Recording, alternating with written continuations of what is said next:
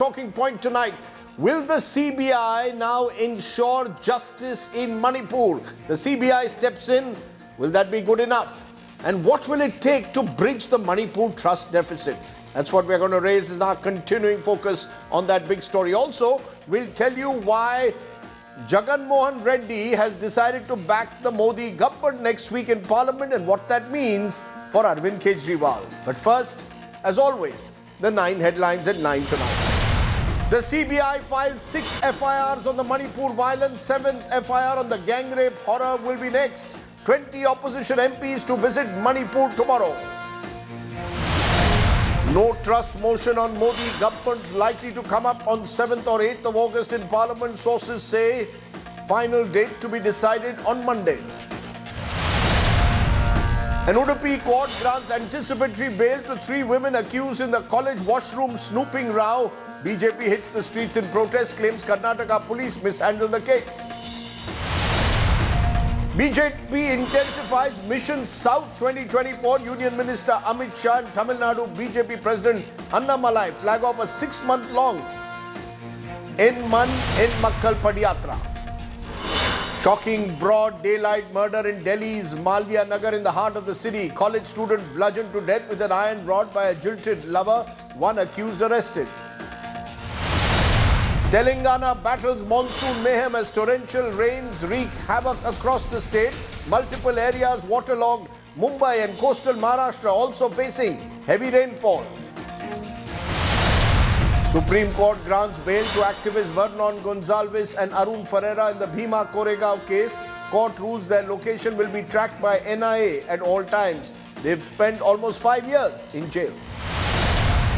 Aviation regulator DGCA slaps a 30 lakh fine on Indigo Airlines over systemic deficiencies. Airline says it will appeal against the penalty.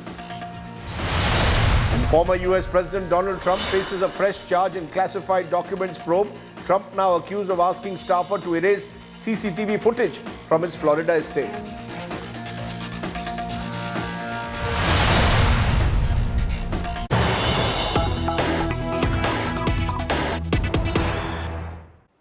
But the story we are breaking at this moment, 20 opposition MPs to visit Manipur on Saturday, and that list has now been accessed by India Today of the MPs who will travel to Manipur on Saturday amidst the ongoing row. Congress's Adhir Ranjan Chaudhary will lead an opposition delegation. TMC, CPIM, DMK, Shiv Sena Uddhav Thackeray group are part of the opposition delegation. Opposition MPs from the 16 parties will hold a 2-day Manipur visit. This comes, remember, at a time when the opposition has been demanding a response from the government and Prime Minister Modi to the situation in Manipur, where more than 140 people have died in the last few months in ethnic violence. So the opposition going ahead with their visit to Manipur. Now, all of this, of course, comes at a time when the centre says it's begun holding talks with Kuki and Meitei community leaders.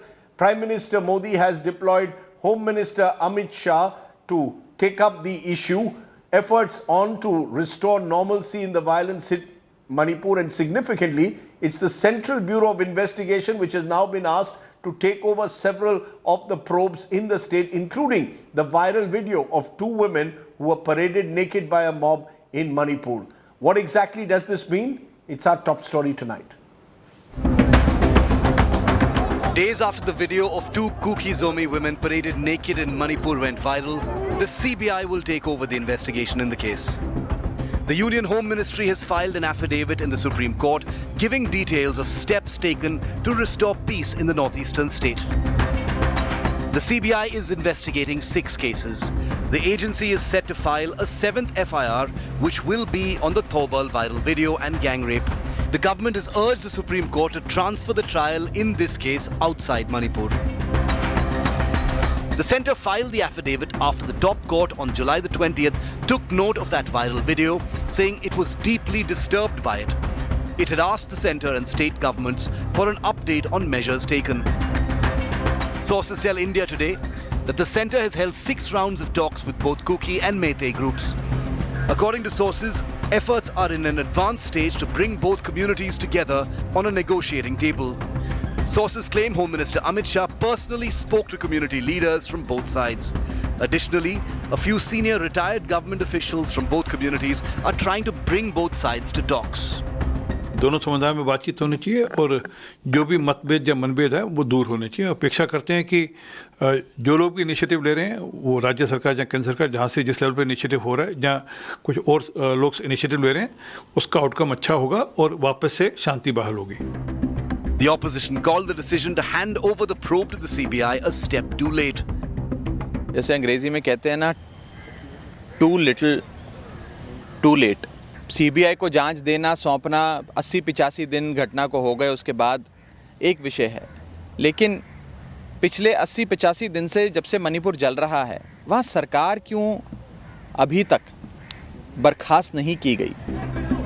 The ruckus in parliament continues as the opposition disrupted proceedings on Friday as well, demanding the Prime Minister speak in the House on the violence in Manipur.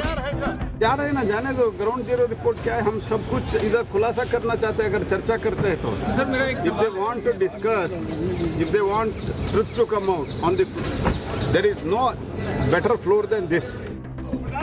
The opposition alliance called India is sending a 15-member delegation to Manipur on a fact-finding mission.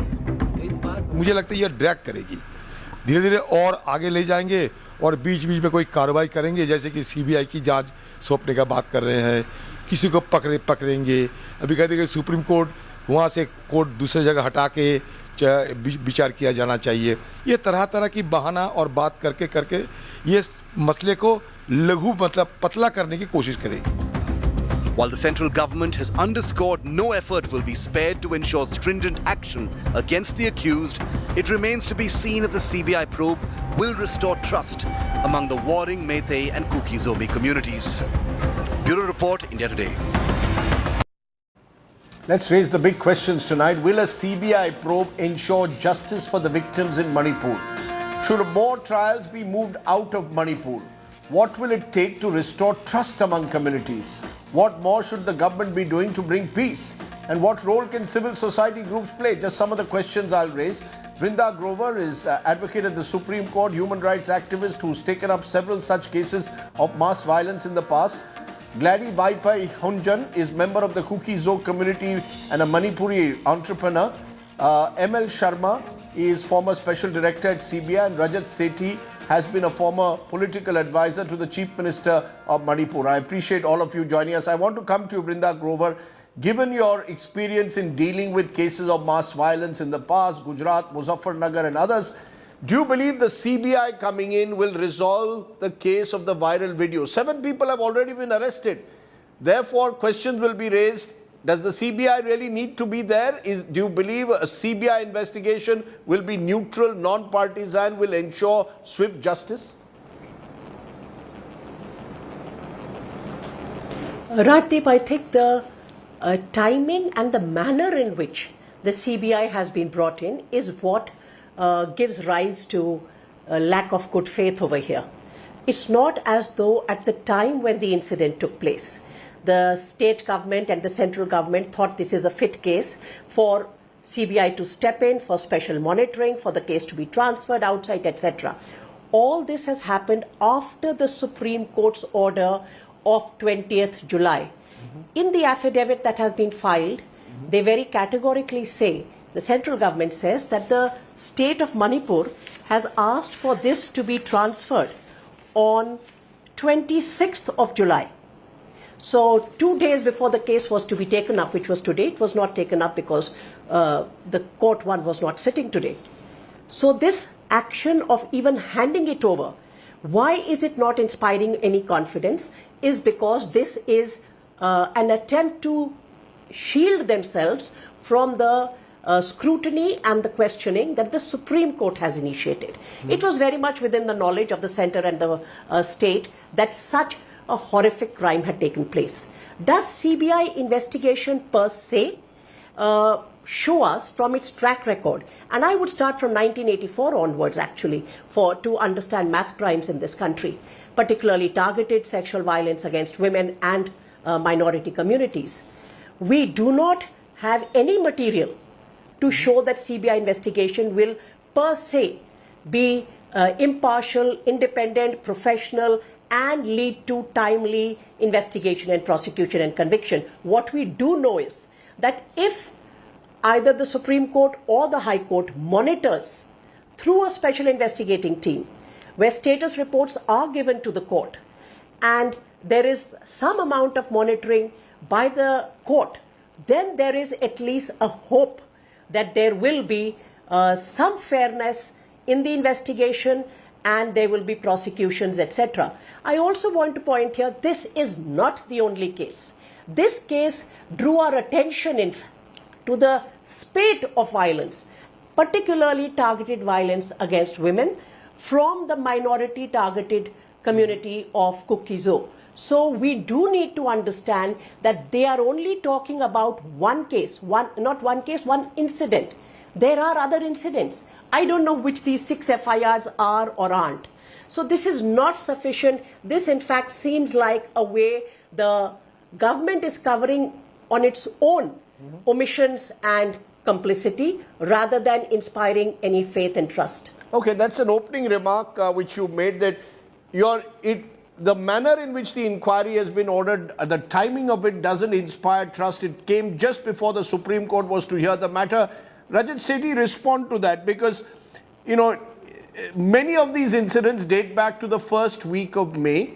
A few of them latter half of May and June, but most of them 3rd and 4th of May. Now we are towards the end of July. The fear is that even if there was evidence, it may not exist in reality. Should that, Rajat Sethi, worry us, the lack of faith in the way in which this case has been handed over to the CBI almost just before the Supreme Court was to hear the matter? Rajdeep ji, good evening. I echo the sentiments that are coming here that, you know, CBI might not be the fit organization here, but then you don't have any other topmost investigating agency beyond the CBI. We all know that we can't have the investigation done by the Scotland Yard. It is the CBI essentially which will have to go through the painstaking exercise of collecting the forensic evidences and ensuring that justice is delivered to all of these cases.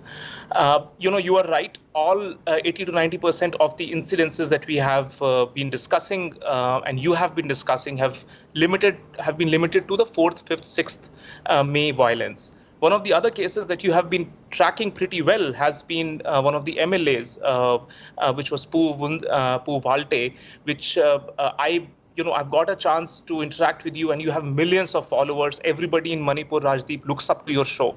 Therefore, I just wanted to point out, because you haven't corrected, even Valteji got support from the Manipur government in its due course of time. As soon as he was injured, he was airlifted with all the airlifting, charter facility, etc., provided by the government. And every day when he was in Apollo Hospital, he was taken care of by the OST to the Chief Minister, who also happened to be a visiting doctor at Apollo. I wanted to point this out because you are a responsible journalist, and this is an important thing that needs to be reiterated. Yeah, because nobody doubts. No, Rajat, nobody said that Mr. Valte, the MP, and will play, you know, the condition in which he is extremely sad. The point is the family appreciates, I'm sure, the fact that he was flown down by a chartered plane. He was looked out. I was told 5 lakhs was paid for. But 1 minute, sir. But you brought certain things which were factually incorrect. I just wanted to correct you. But because you haven't tweeted about it. Ideally, you go about even correcting yourself whenever you deem it fit. I in fact have written a full blog on that, which you will see tomorrow.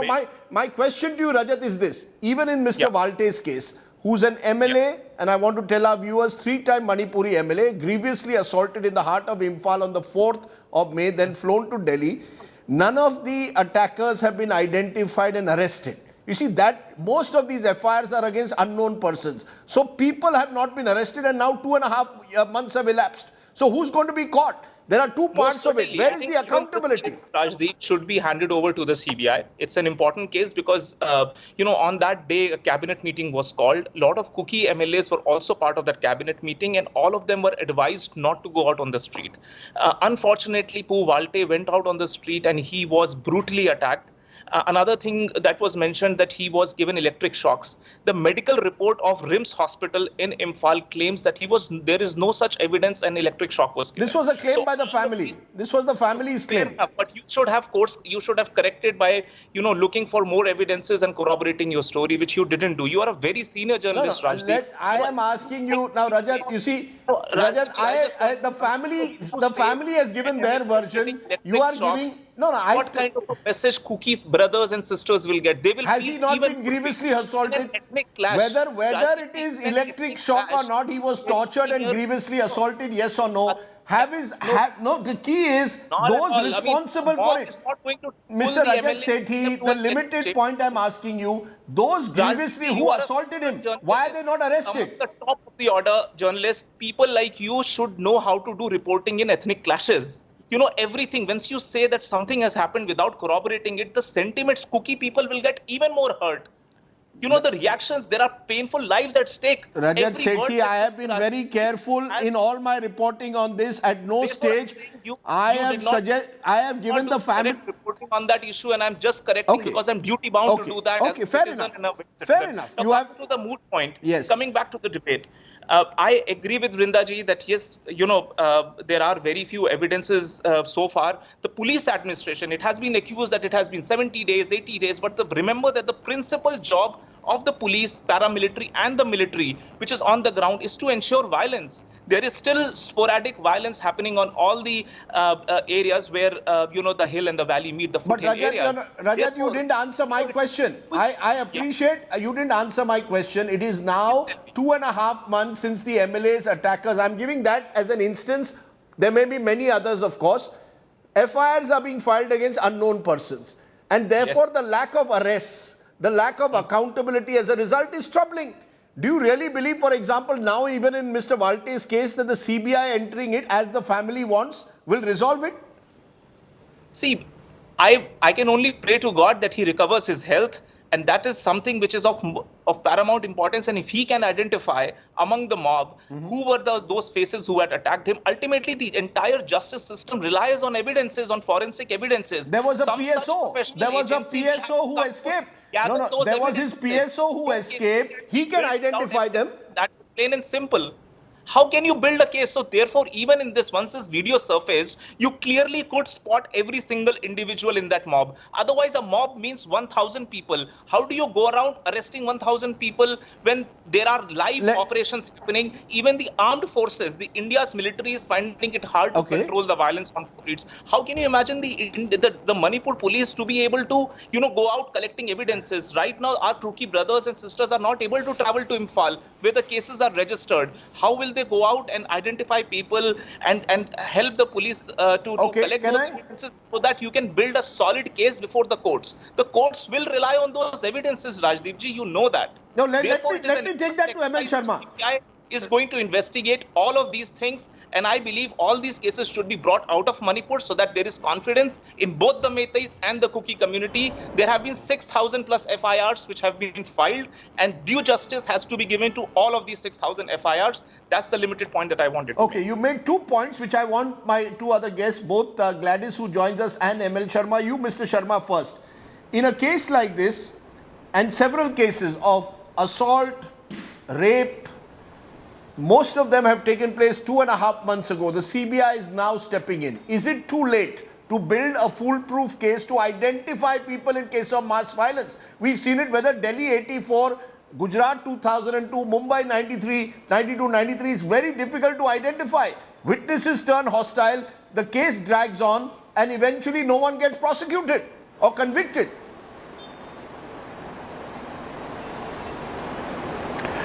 Rajdeep ji, I have the good fortune of serving in Manipur Hills for a year and a half in long back, of course, 1976-77, and I know the topography of on the hills as well as the valley.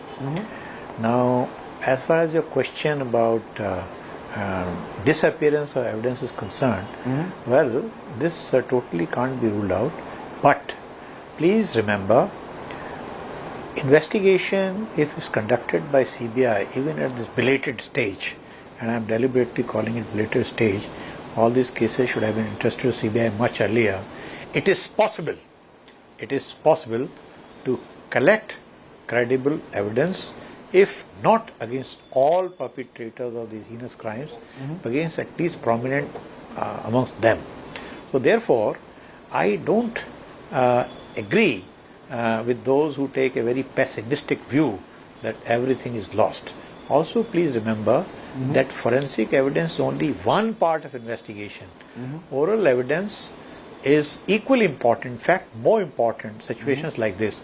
Though my caveat I have already mentioned that everybody may not be identified, but some of them even now can be identified and a firm case can be made out against them.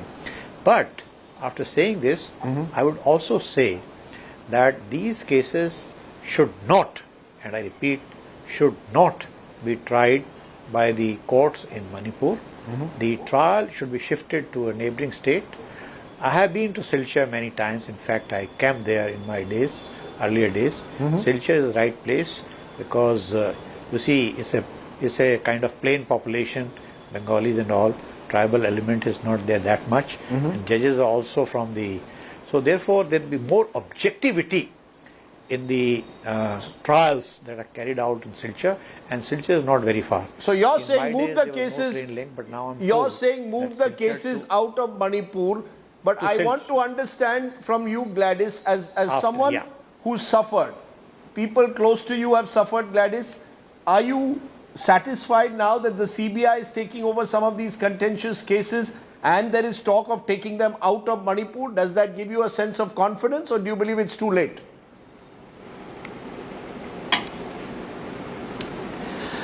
I don't think anything is too late, and I believe if the video can be used to prove who are the perpetrator, Kuki Zhou doesn't have to go to Imphal to identify the perpetrator. The videos clearly shows who are involved in this violence, and I also believe that if Imphal, Manipur High Court is not accessible for Kuki Zhou, that we all know.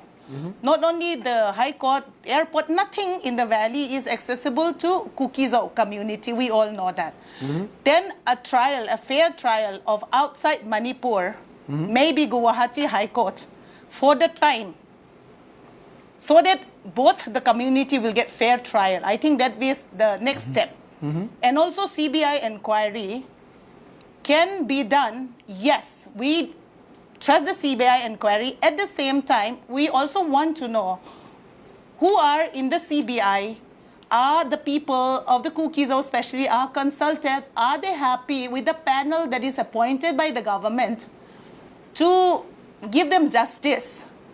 Because we should never forget the sentiment of the Kuki people. We should never forget that. No, but there will be If the sentiments, panel ma'am, of set the up Meiteis as well. to bring There'll be sentiments of Meiteis and Kukis. The Yes, idea is to yes. take the trial out of Yes. Manipur. The idea is to have a CBI inquiry. Yes. Therefore, the Manipur Yes. police cannot influence it. Let's be clear. One of the worries is the Manipur police is divided between Kuki, Zomis and Meiteis. That's part of the problem. Yes, that is the reason why I think both the parties should be consulted. Are they happy with the committee, which is trying to help both of them? If they are yes, then no problem. And then also keeping the view of what our MLA have gone through. I personally was with him today. The amount of suffering he went through shows that the amount of brutality over him. Some say electric shock was given, some say it was not given. That is not the point. The point is a very strong, healthy MLA now lie in a vegetable state. Why not we wait for his statement? Why not we wish him well? Because nobody can testify about himself than by himself. Why are we depending on other sources? Let's wait for him for good health. A person who is a victim himself is alive today. Let's give him the best medical care. Let's protect his life. It is very sad that a ruling MLA party right now, I feel he's abandoned in a small dingy house where safety is at stake. There is no security provided over there. And in fact, they don't even have enough money to take care. They have spent close to 40 lakhs. And I don't know how much the government is helping. I don't know. But I know their bills are The Chief Minister's office, I just want, since I'm being asked, the Chief Minister's office told me they gave 5 lakhs for the doctor's fee for Mr. Walte. They will reimburse all his doctor's fees, what his son has now told me. But yes, he lives in a 2 BHK rented accommodation in Kailash Colony at the moment. That is also a reality that we have to live with, which I have informed the Chief Minister incidentally yesterday. I told him, please move him into a better accommodation, which the Chief Minister has promised will be done. But ideally this should have happened much earlier is all I will say again. You see, a lot of this thing is happening only after the reports are coming out. Much earlier. Yes, much earlier, and also anybody can walk in from the main gate. There was nobody checking who's going to his house, who's coming out. There was nobody checking, and the very sad thing is they just have one air condition, that also a window AC. There is no oxygen where if he needed. There is no nurses looking after him. His wife is looking after. His wife is not a trained nurse. Why are we not giving them, being a BJP MLA? Why can't the party give him a Lutean house? I'm sure they have a facility like that. Why do his house have to rent it such a shabby house? And we all are worried about his safety. Even safety in terms of emergency. Safety in terms of who is visiting him. Safety in terms of even money. I'm sure reimbursing is very nice word, very kind word. But why not deposit the money into their account so that they started hoping for a better medical care? Physiotherapy is expensive. And why not provide a full-time nurses? Why do his wife has to clean him? Today, I was wanting to pick him up from his bed. Why can't we talk such things rather than pointing out whether he's electric shock or not, whether the medical report from RIMS is correct or not, rather than focusing all those things? Why do we not take care of his physical health so that he himself will stand up and testify what exactly happened to him? Gladys, those are very strong words that I echo. Before I come to you, Vrinda Rajat Sethi, since you raised the electric shock question, you heard what Gladys said. And that is true. Here the MLA who I interviewed earlier this week, the fact is he's living in not him, his family, he can't even speak. He's in a 2 BHK in Kailash Colony. He could be transferred to a VVIP bungalow. The VVIP bungalows, and the fact is no senior minister at the moment from Delhi has gone there. You know, I am accused by by BJP media cell of being a scavenger for going there. Ask them to go to Kailash Colony. Correct. It is all factually incorrect. What is factually incorrect? The donor minister, Mr. Reddy, he himself had visited him. The state president has visited him. The education minister, who's a cabinet minister, has visited him.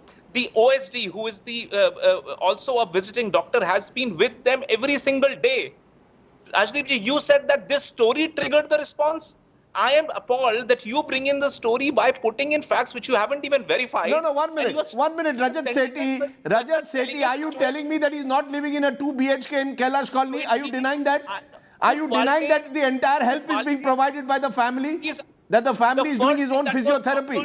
Manipur Bhavan, Rajdeep, Manipur Bhavan was offered, but it is inconvenient for him too, because he requires medical attention at this stage. Manipur Bhavan was unfit. I mean, that was the first thing that was offered to him.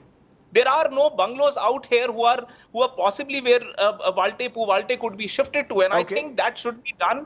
But you cannot come out and say, that your report triggered things. People have been helping him. People across communities have been reaching out to him, and there is pain even in the senior most cabinet leaders or the BJP MLAs. Well, I would suggest that some of those... if there is the pain, please tell them to show the pain by going and meeting him once. Please tell them to go and show the pain by going and meeting him once. Whether it's the chief minister, or the ministers, they should be going to Kailash Colony. They are off parliament, they don't have to work. The parliament gets adjourned every day at 11:05, within 5 minutes. These ministers and MPs should be going, and he was, remember, originally a Congress MP, MLA as well. They should all be going to Kailash Colony and at least giving the wife of Mr. Walte a hug. But it is not just about Mr. Walte. It's about numerous others who have suffered. Vrinda Grover, I come back to it. Are we now, let's talk about how do we build this trust deficit? Because we can go on, did he get an electric shock? How was he tortured? Fact is, he was brutally assaulted. Fact is, a number of people have been brutally assaulted, not just him, women in particular. Number of women's stories have come out. Now, all of that is not lies. That is true. That's hard. There, people have suffered. Sorry, Vrinda, how do you bridge the trust deficit? I think justice is one way of definitely bringing trust back amongst all people, regardless of which community they are. And therefore, the approach to justice, the manner in which justice will be done becomes very important. And I want to just pick on the entire controversy. What remains undeniable that a sitting member of the assembly was attacked brutally. That is the level of impunity that the mob is enjoying in Manipur. I don't want to get into the live tutorial you were just given about how to report, what to report. What is important here is that there is a controversy even after that. And very conveniently it was said, well, it's up to the victims to identify. It's up to them to go. They can't go to Imphal just now. I don't know. And Mr. M.L. Sharma, very, very seasoned investigator is with us, very senior police officer. The victims and witnesses don't travel to the police station. It is the job of the police to go where they are, particularly women. It's part of the Code of Criminal Procedure in this country. We don't need to hire Scotland Yard. Fortunately, because there has been a crisis of institutions for some time, particularly for independent, impartial investigation, the constitutional courts of this country have devised the method of special investigating teams. Let us remember, it is a special investigating team and a particular a transfer of a trial which got Bilkis Bano justice. It's a different matter that the accused are out. The convicts are on remission and released. So therefore, we know how impunity is to be cracked. Impunity will not go away because one case is transferred or one FIR or 6 FIRs are transferred, and definitely trust will not be restored. We know that violence is continuing even today. Mr. Sethi has actually told us that the police is unable and perhaps unwilling to control the law and order. He's saying even the paramilitary is unable to do it. So there is a very severe breakdown which has taken place in the state of Manipur for almost 3 months. Justice will have to be done in a way that is perceived by all, particularly the victims, as Gladys pointed out, to be a pathway that will restore their confidence in the system. Otherwise, we are looking at a very ruptured and divisive society. And that is going to be a problem. And that is exactly where we are today. So we will need to think of how is this impunity is to be ruptured. Just 1 minute. Therefore, to say that, where the trial will be held is a different matter. There, as Mr. M.L. Sharma again has pointed out, there are multiple ways in which the police can find out who was part of the mob. I don't have to go and identify. That is not how investigation is done. That is not on the basis of which charge sheets are filed. Fortunately, the police actually has other methods of doing their work. These are established investigating mechanisms. Gladys, in conclusion, are you hopeful? Are you hopeful that we will see a better tomorrow? Look, justice and empathy, these are two words that I use. Empathy for victims, justice for victims. If they come, do you see cookies and metis coming together? That's really what we need at the moment. If hope is not there, we wouldn't even be holding this debate. A life without hope is so useless. We are hopeful that some sort of solution will come, but at the moment, there was firing in last night. Day before yesterday, there was firing. First and foremost things is stop firing in a tribal land. That is the first thing if we want to move to the next level. Stop violence at one go. We have 60,000 plus army guys posted over there. Why the can't violence we stop is the much violence? less though. There are sporadic That's incidents of violence. The violence is much less though. But the violence is one part. The other part, as I said, is empathy and justice. Yes, 30 seconds you put your finger up, Rajat Sethi. Rajdeep ji, since 20 honorable members of parliament are going there, I hope that they go there with some kind of a white paper where they believe, this could be a possible outcome. They should keep their cameras out of Manipur. It is not a photo ops opportunity. I believe they don't do politics there when they are there, and there is genuine interest in resolving the problems which have been languishing for the past 50 years in that state. Yeah, but And at the moment we are not looking at what happened 50 years ago. Rajat, with due regard, I agree that it's a complex issue. At the moment, we need empathy and justice. That's where the process must start. We don't need cameras rolling out over Okay, there. you That's don't all need I'm cameras, you believe rolling out. I'll leave it there. Mr. Sharma, you want a final word? Are you confident that we will see large-scale prosecutions in these cases, convictions, or will this go like many cases of mass violence where the number of prosecutions are unfortunately too little? Honest answer.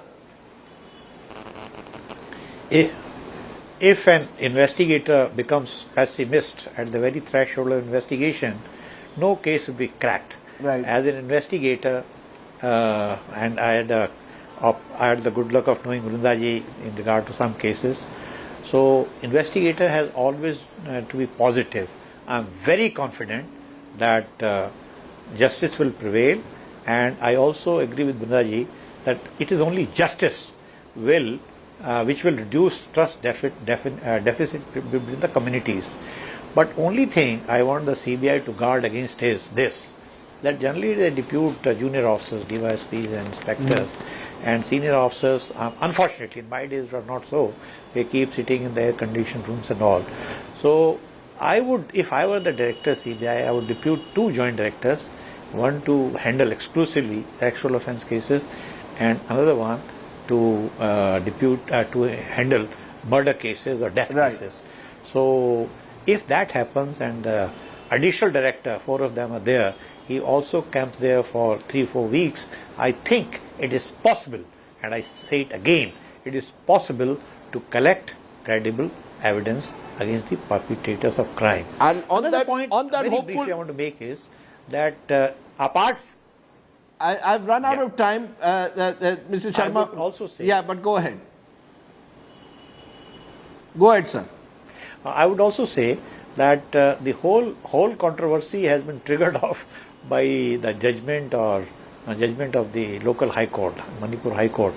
I would also, if I were an authority, I would go to the Supreme Court and oust the jurisdiction of the Manipur House Court and confer this jurisdiction on the Guwahati High Court. These are the things which need to be done. Okay, let me leave it there, Mr. Sharma. As I said, we live in hope. Umeed pe duniya kayam hai.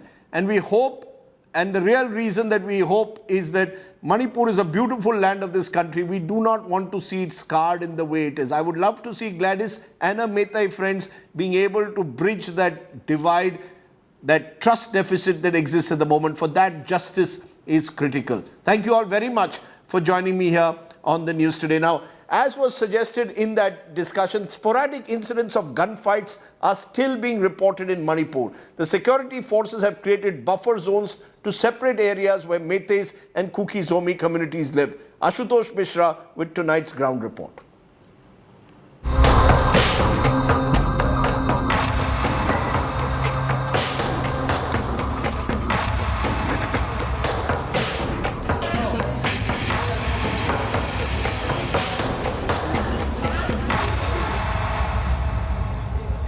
यहाँ पर जैसे ये किस तरह के bombs हैं, ये यहाँ पर जो मिले हैं, ये बॉम्ब्स किस तरह के हैं? This is must be improvised kind of mortar cells. It has been landing here quite a bit.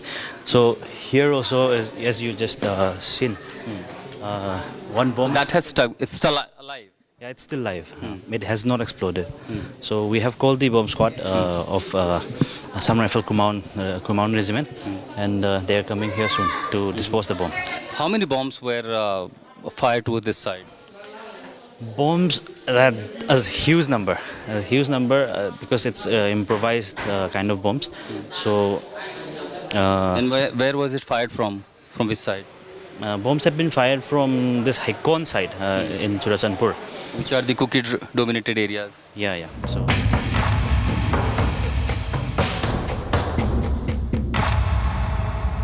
At the center now intervenes to ensure peace prevails in Manipur. All I see at several pockets where there are the conflict between two communities. Now the buffer zone has been drawn, and all this buffer zone is now being guarded either by the army or the CAPF. There you see in the Bishnupur area where the Meitei and the Kuki communities are directly in conflict with each other, and they are literally in each other's firing range. This is how the army has been deployed, with a massive deployment of other CAPF personals, and there is a massive buffer zone has been drawn. So besides few meters there, you have a land which is dominated by the Kuki community, other side is the Meitei. So all you see, since they fall in each other's 180-degree firing range, there have been almost every day intermittent firing, sometime low intensity, sometime higher intensity. And worst is when the local mortars using the pumping gun, those are fired upon each other. That has also led to death of innocent civilians.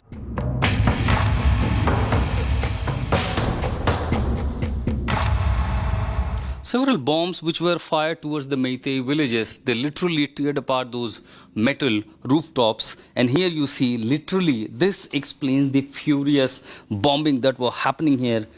It's around 4 to 5 inches deeper this part. This looks the bigger, the pumping gun fire impact that was here. All you see, mostly these portion of the walls literally damaged. This is one portion of the house. Now if I take you to the other side, there was an innocent child who was sleeping right here in the night, and you see most of these walls are literally damaged. It's a huge impact of constant firing, high intensity firing of bullets, sophisticated weapons, even the bombings. And there was a 18, 19-year-old boy who was sleeping here. When the Pompi bomb fell down here, because of the impact, he was severely injured, taken to the hospital, but he could not sustain to the injuries, and he finally died.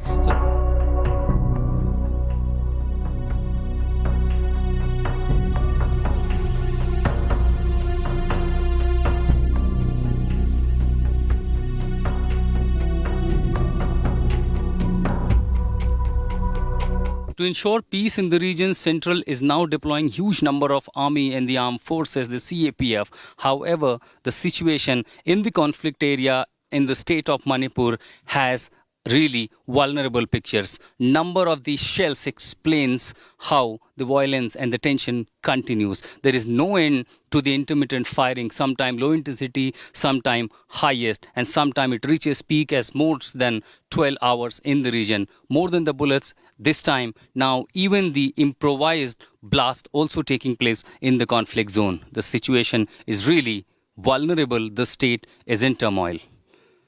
At conflict zone in Manipur with Sanjay Kumar, this is Ashutosh Mishra for India Today.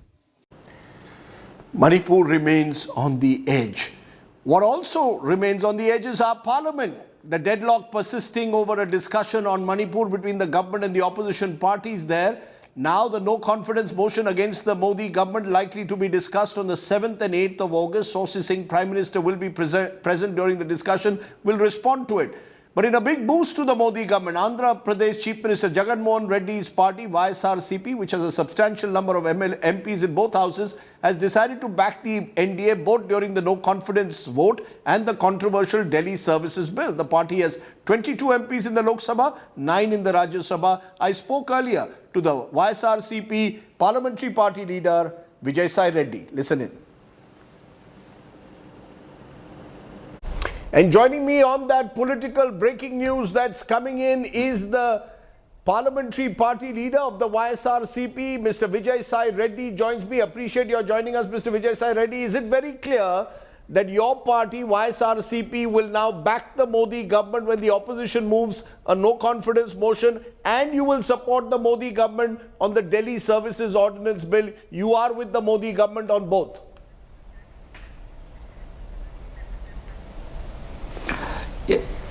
Rajdeep, there are two issues. The first one is the National Capital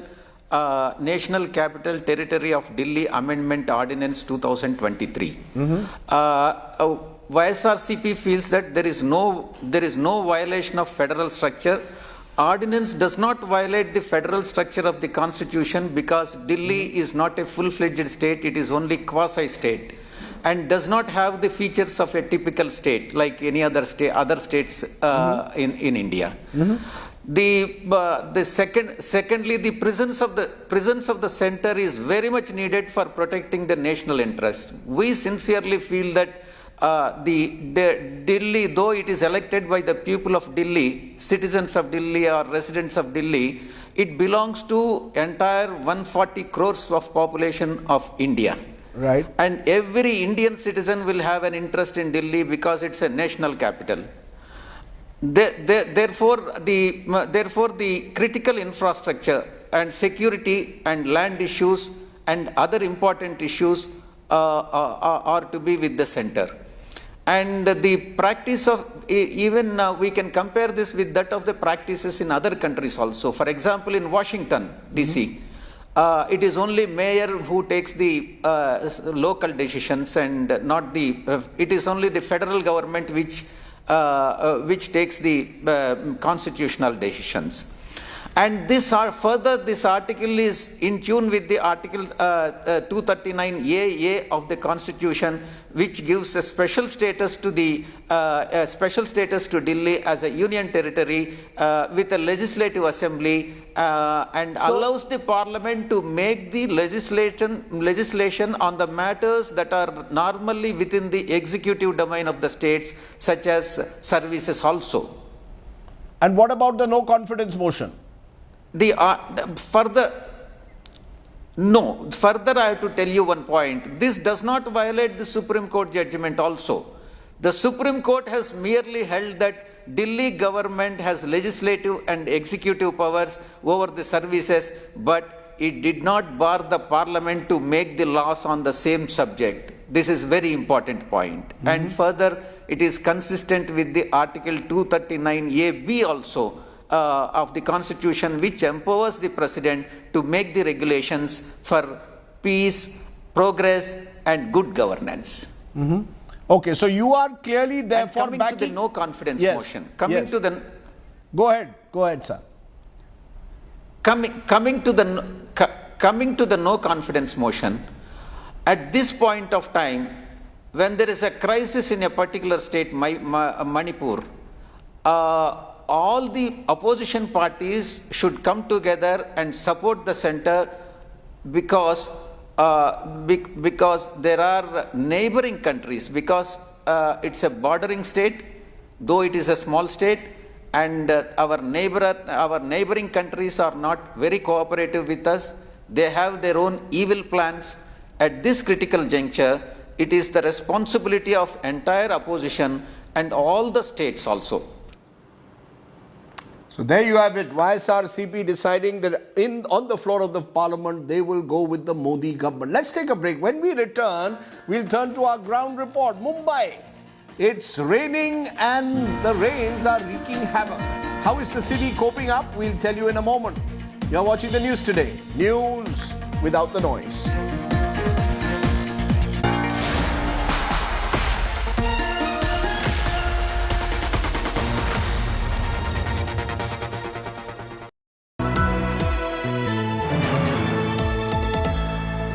Several villages in Torbang areas were burned in the ethnic clashes, the violence and all. I see only the footprints, everything that burned to these ashes. They blame for everything that is happening here to the Cookie government. We are only defending ourselves. There is a literally line of this area towards the Cookie side where you have a huge number of bunkers. No one could ever imagine that in a state, in the same country, in the same district, we will ever see such situation which has become a battlefield. And I could say this is a war zone in Manipur. Grounded in journalism, on the ground reporting, only on India Today TV.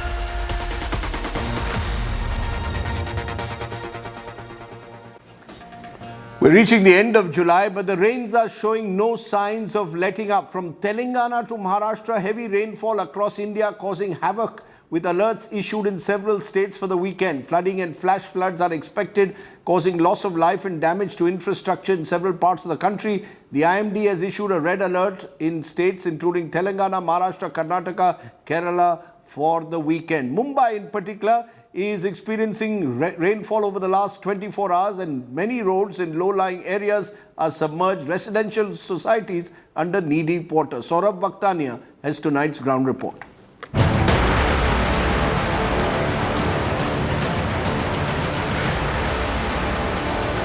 A few hours of rain, and this is what Mumbai turns into. This road connects Vasai East and West and Nalasopara. Beneath this water are treacherous potholes. हर साल का हम लोग परेशान हो गए, गड्ढों में से गाड़ियां निकालनी पड़ रही है। ये देखिए क्या हाल हो रहा है हम लोग। Residential colonies in the area in knee-deep water. Mumbaikars say it's an annual ritual, but what happens when it becomes a monthly ritual? 2 days ago, water had gone from the house, but the entire area was still, water was stagnant and accumulated in the compound. But due to heavy rains past 2 days, the water has come back into the house. Lot of furniture must have damaged. Yeah, there was a lot of problems. The furniture have all been spoiled. My divan is broken. And there was another table which was there. I had to throw that out. Many families affected have shifted to upper floors. Most of them have left the area from here. Those who have got relatives and people around were staying on a higher ground, higher floors, have shifted from the place. Some people are staying on terrace as well? Yeah, well, there are some of them who are staying on the terrace also. घर में पूरा पानी भरा हुआ है ground में। उनके furniture भी खराब? हाँ, फर्नीचर वगैरह खराब हो गया है, सामान कुछ रहता है, कोई ऊपर शिफ्ट कर लेता है। तो अभी जो जिनके ग्राउंड फ्लोर के अंदर पानी भरा हुआ है, वो लोग कहाँ रह रहे हैं? एक फैमिली तो मतलब हमारे इधर सोने को वगैरह आती है और दूसरे कोई रिलेटिव के वहाँ पर गए। Residents here say they've been living like this for 10 days now. They're wary of an outbreak of diseases. Look at the situation inside this particular society. The water has gone inside the ground floor. Lot of furnitures of the residents over here have been damaged. You can see the furniture lying over here. Several people have left their home and they are staying at different places. In fact, let me tell you that some of the people in fact are living on the terrace of this particular area, because here you can see on both the sides of the road completely waterlogged. In fact, the water going into the ground floor of the residential building over here. And the people over here are clearly telling us that this situation is persisting for the last several years. With camera person Raju Revankar, this is Saurabh Vakhtania in Vasai for India Today. Some things will never change in Mumbai. Just about time to leave you tonight with our good news today story that comes from Bihar. Champaran Mutton, a short film, has reached the Oscar semi-finals. The film is in the race for the Students' Academy Award in the narrative film category. Champaran Mutton is the only Indian film to reach the semi-finals this year. We wish it well. We wish you well. Stay safe. Good night. Shubhratri. Jai Hind. Namaskar. Have Champaran Mutton. Bye for now. Champaran Mutton, directed by student of Film and Television Institute of India, Ranjan Kumar, is in the race for the Student Academy Awards. The film has made it to the semi-finals. Palak, an actor from Bihar, plays the lead role in the movie. Student film है और इसकी जो direction जिन्होंने किया है उनका नाम है रंजन कुमार और ये हमारी फिल्म है। हम लोग बहुत अपने आप को खुशनसीब समझते हैं कि ये ऑस्कर्स में नॉमिनेशन में गई और अब वो सेमीफिनाले में आ गई है। Champaran Mutton is the only film from India to have reached the semi-finals. This short film is a story of the people of Bihar and their honesty towards relationship. इसमें दिखाया गया है कि कॉन्ट्रैक्चुअल जॉब्स वगैरह जो होती हैं उसमें लोगों की आर्थिक हालत बहुत सही होती है, लेकिन लॉकडाउन के बाद बहुत लोगों की कॉन्ट्रैक्चुअल जॉब चली गई थी। तो उसके बाद एक मिडिल क्लास फैमिली अपना जो डे टू डे लाइफ की नीड्स होती हैं कैसे उसको स्ट्रगल करता है, उसी बीच एक उसकी वाइफ से उसको इतना प्यार है कि उसकी छोटी छोटी ज़रूरतों को पूरा करने के लिए कैसे स्ट्रगल है, तो इसी की समझिए की पूरी कहानी है। Palak's film will compete with 16 other movies from across the world in the Oscars. Bureau Report, India Today.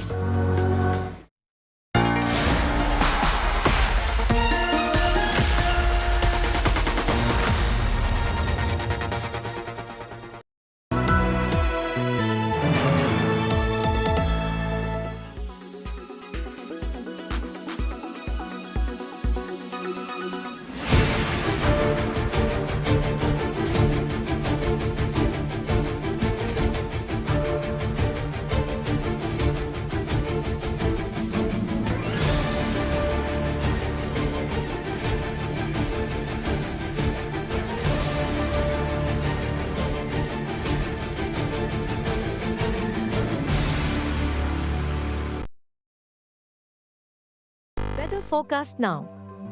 Delhi, maximum 33 and minimum 27 degrees. Mumbai, maximum 27 and minimum 25 degrees. Kolkata, maximum 33 and minimum 26 degrees. Bangalore, maximum 27 and minimum 21 degrees. Chennai, maximum 35 and minimum 27 degrees. Hyderabad, maximum 26 and minimum 22 degrees.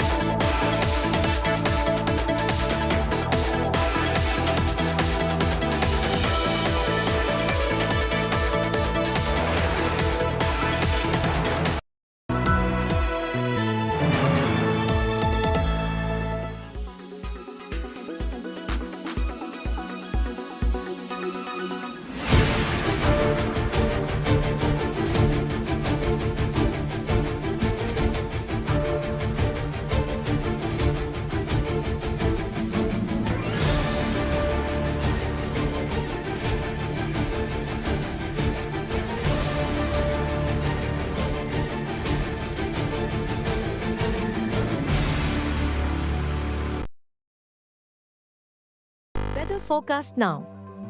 Delhi, maximum 33 and minimum 27 degrees. Mumbai, maximum 27 and minimum 25 degrees. Kolkata, maximum 33 and minimum 26 degrees. Bangalore, maximum 27 and minimum 21 degrees. Chennai, maximum 35 and minimum 27 degrees. Hyderabad, maximum 26 and minimum 22 degrees.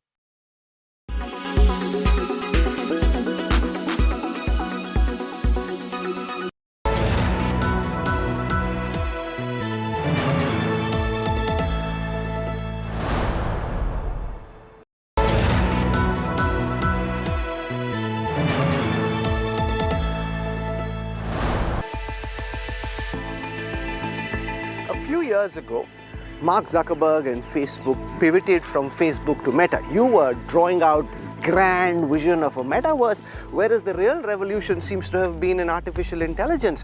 While you have been working in that sphere, would you accept that Meta was caught off guard? You were building one castle in the air, which is still looking like a castle in the air. You're moving incrementally towards your vision of Meta, whereas the real game seems to have been another one where you're now trying to catch up, but would you accept being caught off guard? No, not really, on several counts. Firstly, you can't build the so-called metaverse. What does the metaverse mean? The metaverse basically means like a sort of immersive internet. So instead of looking at something on your phone, you're actually wearing glasses and you're communicating with people in avatar or even eventually in hologram form. You can't build that without AI. I think that approach to open innovation is something we've always believed in, and I think will really help going forward as well.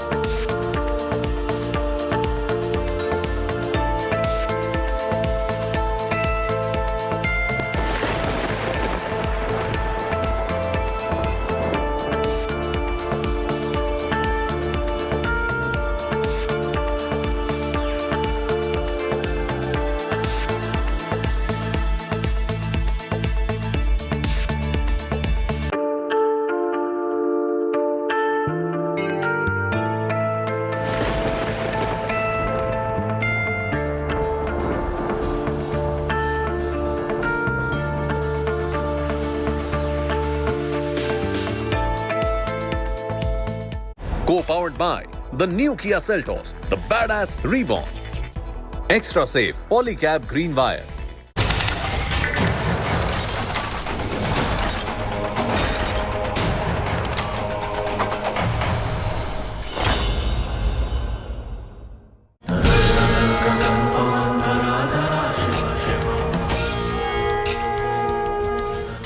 A new record of Amarnath Yatris in Kashmir.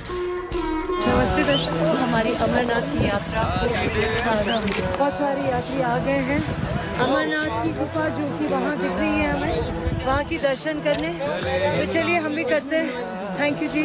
Her Har Mahadev, Har Har Mahadev, Har Har Mahadev. Tazia procession in Srinagar after 34 long years.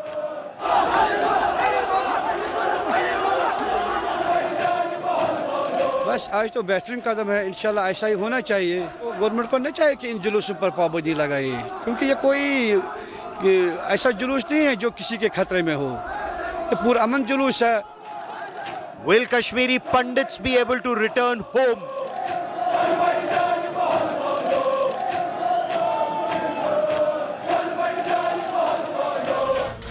Is this the defeat of Pakistan's state-sponsored radical Islamist terror?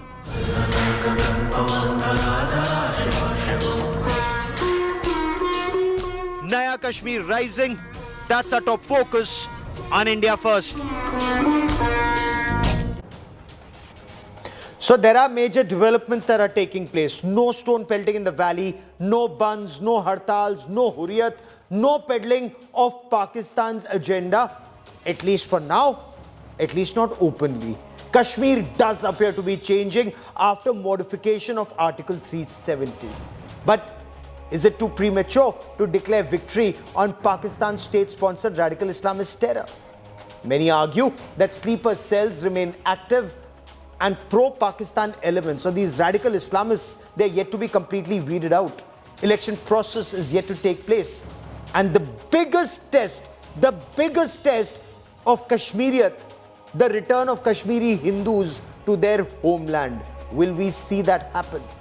Has Kashmir defeated that terror mindset? Will Kashmir return to its Ganga Jamuni Tehzeeb, or is that a one-way stream?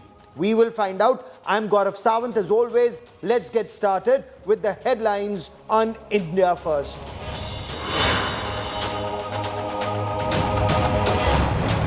Central Bureau of Investigation files 6 FIRs in Manipur violence case. Fresh FIR to be filed on the gang rape charge. Sources say 6 rounds of talks between Kuki and Meitei groups have taken place. 3 accused students granted anticipatory bail in the Udupi College controversy. BJP takes to the streets in protest, demands an impartial probe from the Siddaramaiah government. BJP intensifies Mission South 2024. Union Minister Amit Shah and Tamil Nadu BJP President K. Annamalai flag off a 6-month-long Makkal Padyatra in Tamil Nadu's Rameshwaram.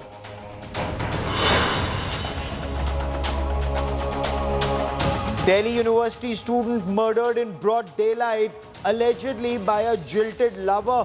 Body left in a pool of blood in a South Delhi park. 1 accused arrested. Delhi's Chief Minister Arvind Kejriwal blames the Lieutenant Governor and the centre for lack of security.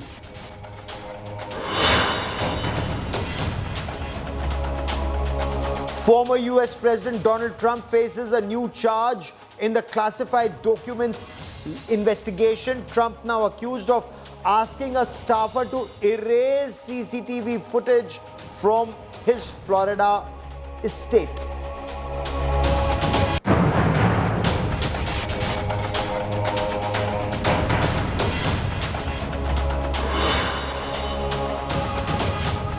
The Muharram procession was taken out on its traditional route in Srinagar after a gap of more than 30 years. It had stopped when Pakistan's state-sponsored radical Islamist terrorists had spread their terror tentacles across the erstwhile state of Jammu and Kashmir. Is this a sign of return to normalcy in Jammu and Kashmir? Amarnath Yatra saw more than 3,69,000 pilgrims so far, and there is still 1 month to go. More than this number is much more than the last numbers. The numbers are also expected to go higher. This is a big boost to religious tourism in Kashmir. But these are only signs. The litmus test. Will the litmus test be the return of Kashmiri Hindus to their homeland? Ashraf Wani brings you our top story on India First.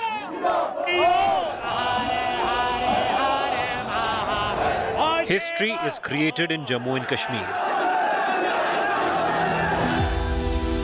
On the 27th day of the Amarnath Yatra, the number of devotees has reached close to 3.69 lakhs and broke previous year's record, which was 3.65 lakh.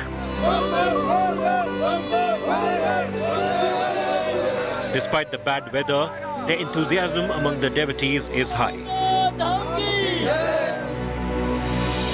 Badminton players Saina Nehwal, Bollywood actress Sara Ali Khan were among the pilgrims who took the yatra. आज मुझे बहुत blessed feel हो रहा है कि मुझे actual में दर्शन हो गए हैं मम्मी के साथ and I would like to thank Amarnath shrine board और ऑब्वियसली जो मिलिट्री वाले इतने सारे हमारी मदद करते हैं वहाँ पे तो बहुत ही अच्छे से हो गए and very very satisfied.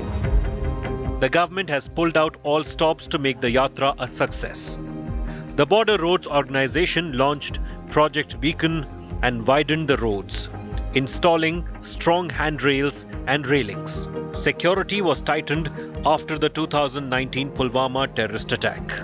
Road opening parties are deployed as part of a multi-tier security grid in and around places where pilgrims would gather. The Shrine Board of Amarnath and J&K government has made elaborate arrangements this year for the Amarnath Yatra. That is why not only more than 3 lakh pilgrims have already performed the Amarnath Yatra, but in fact there are hopes that this year the record number of pilgrims will be visiting Holy Amarnath Cave. In another achievement for the government, Muharram was observed in Jammu and Kashmir after decades. 8 processions were allowed in Srinagar after a gap of 34 years. शिया मुसलमान श्रीनगर शहर के लाल चौक से 8 मुहर्रम को जुलूस निकालते थे, जिस पर 1990 से प्रतिबंध लगा हुआ था. अब की बार सरकार ने हालात को देखते हुए प्रतिबंध हटाया. हाँ, इतना ज़रूर था कि मुहर्रम के जुलूस के चलते लाल चौक के भीतर आम लोगों की आवाजाही पर रोक थी. बहुत अच्छा लग रहा है हमको कि गवर्नमेंट ने अच्छा फैसला लिया, ऐसा डिसीजन लिया. गवर्नमेंट को भी कोई प्रॉब्लम नहीं था, ये खाली इशू बना दिया था, बाकी कुछ नहीं था. The BJP claims these are proof of the improvement in the law and order situation in Jammu and Kashmir. Muharram का जुलूस निकलना अपने आप में दर्शाता है कि कश्मीर के हालात बदले हैं. शांति व्यवस्था वहाँ पर बनी है. सब समाज मिलकर के रहें, इस प्रकार का एक वातावरण.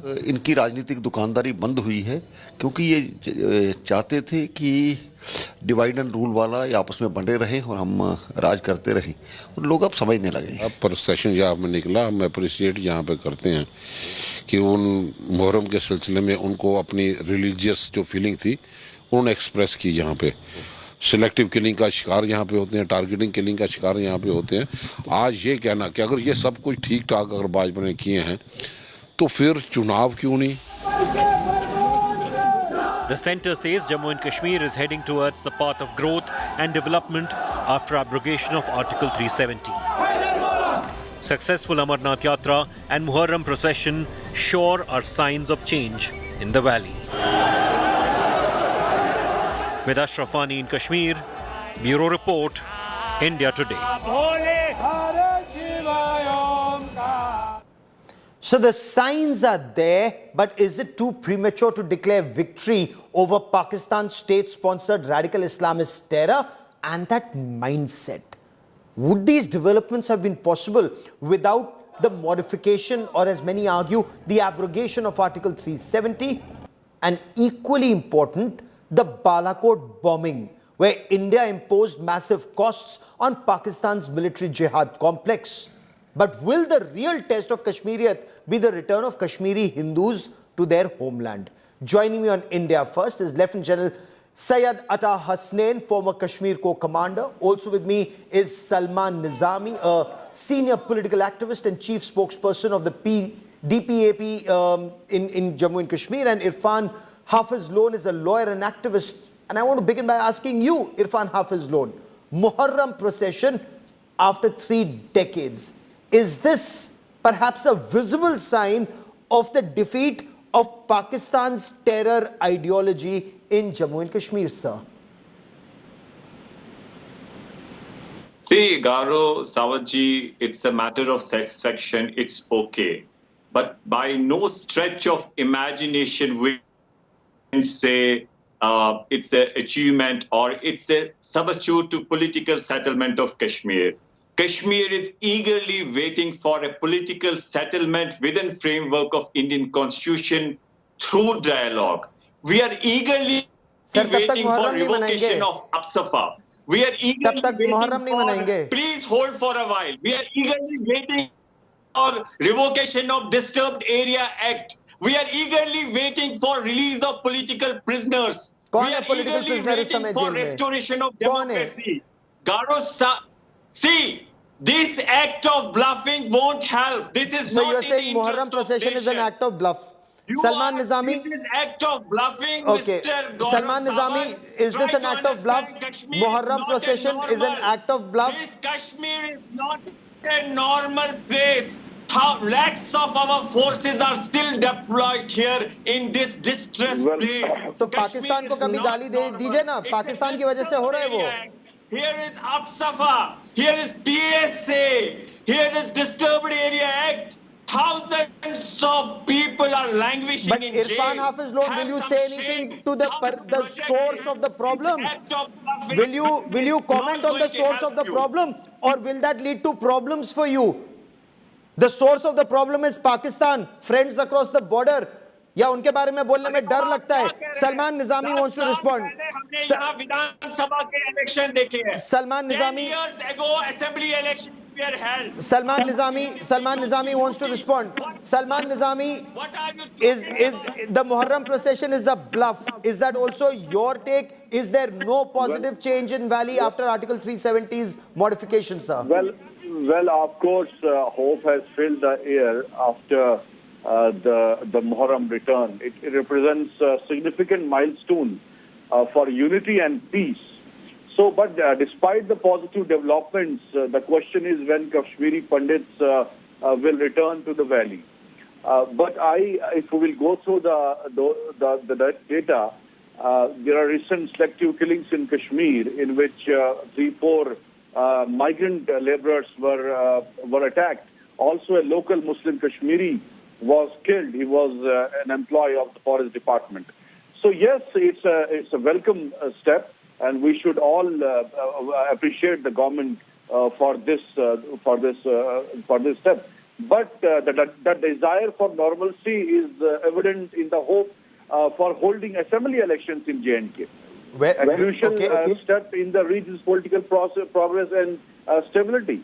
Okay. The promises which were made by the Honorable Home Minister. Are these positive steps, General Hasnain, in your assessment? The Muharram procession, the Amarnath Yatra, and what do you make of people like Irfan Hafiz Loan saying remove AFSPA, remove Disturbed Area Act, and all that he said, General Hasnain? See, Gaurav, Irfan Saab can say whatever he wants to. I don't think he understands Kashmir from a security and a strategic perspective. A problem which has been going on here for the better part of the last 34 years, he wants that before everything is stabilized, he wants all the parameters which are responsible for the secure situation today to be removed. Now let me go one by one. Yes. The Muharram procession. Let me tell you, I did this in Patan and in Uri and places like that, but I could never even think of doing this in Srinagar. Srinagar is far too important. We provided security 10, 12 years ago to do this in other areas. But Srinagar was the crux. And we knew that in Srinagar, a procession of this size, or the number of processions of this size, could not go unhindered by terrorist and other activity in the streets. It was only endangering the people and only creating a problem for ourselves. The fact that this has gone about peacefully today is a huge achievement. But I continue to say this is work in progress. Yes. This is work in progress. I am the last one who will certify to tell you that everything is hunky-dory in Jammu and Kashmir. No. This is a hybrid war. मैं इरफान साहब को समझाता हूं कि ये hybrid लड़ाई होती क्या है. ये हाइब्रिड लड़ाई है जनाब. अलग अलग लड़ाई के स्पेक्ट्रम के जो हिस्से होते हैं उनको जोड़ जोड़कर ये लड़ाई लड़ी जाती है. इसको पूरी गवर्नमेंट लड़ती है. हर एक छोटा जेस्चर जो होता है पूरा देश मिलकर लड़ता है, क्योंकि पूरी जो दुश्मन देश है वो भी हमारे ही देश के लोगों को लेकर ये लड़ रहे हैं, हमारे ही खिलाफ, भारत के खिलाफ भारतीयों का ये इस्तेमाल कर रहा है और हमारे देश के कई लोग उनके साथ शामिल भी हो जाते हैं. General Hasnain, you must have witnessed it first hand sir. Absolutely. So many overground workers unnecessarily, being motivated from the other side by the kind of social media messaging, the kind of psychological warfare going on at all times. Magar, I think after 2019, it has taken us time. The COVID problem came in the middle, for which we had a gap of almost 2 years. But the work has gone on steadily. And the fact that the Amarnath Yatra, I was in Kashmir 10 days or 12 days ago, and I went there to review the security aspects from a disaster point of view. You can imagine the amount of attention the government of India is paying to ensure safety and security, both things. It's for this reason that you've had 350,000 or more pilgrims Yatris being able to go up to the holy cave. Then besides that, this million-dollar question which you've asked about Kashmiri Pandits, I still, in my opinion, it may be a little premature In fact, I'll come to that point in just a bit. I want to delve on it and stay on it for some time. But Irfan Hafiz Loan, these pro-Pakistan voices, at least they've been silenced. Or is this silence tactical? Such elements will crawl out of the woodwork depending on what happens in 2024 elections.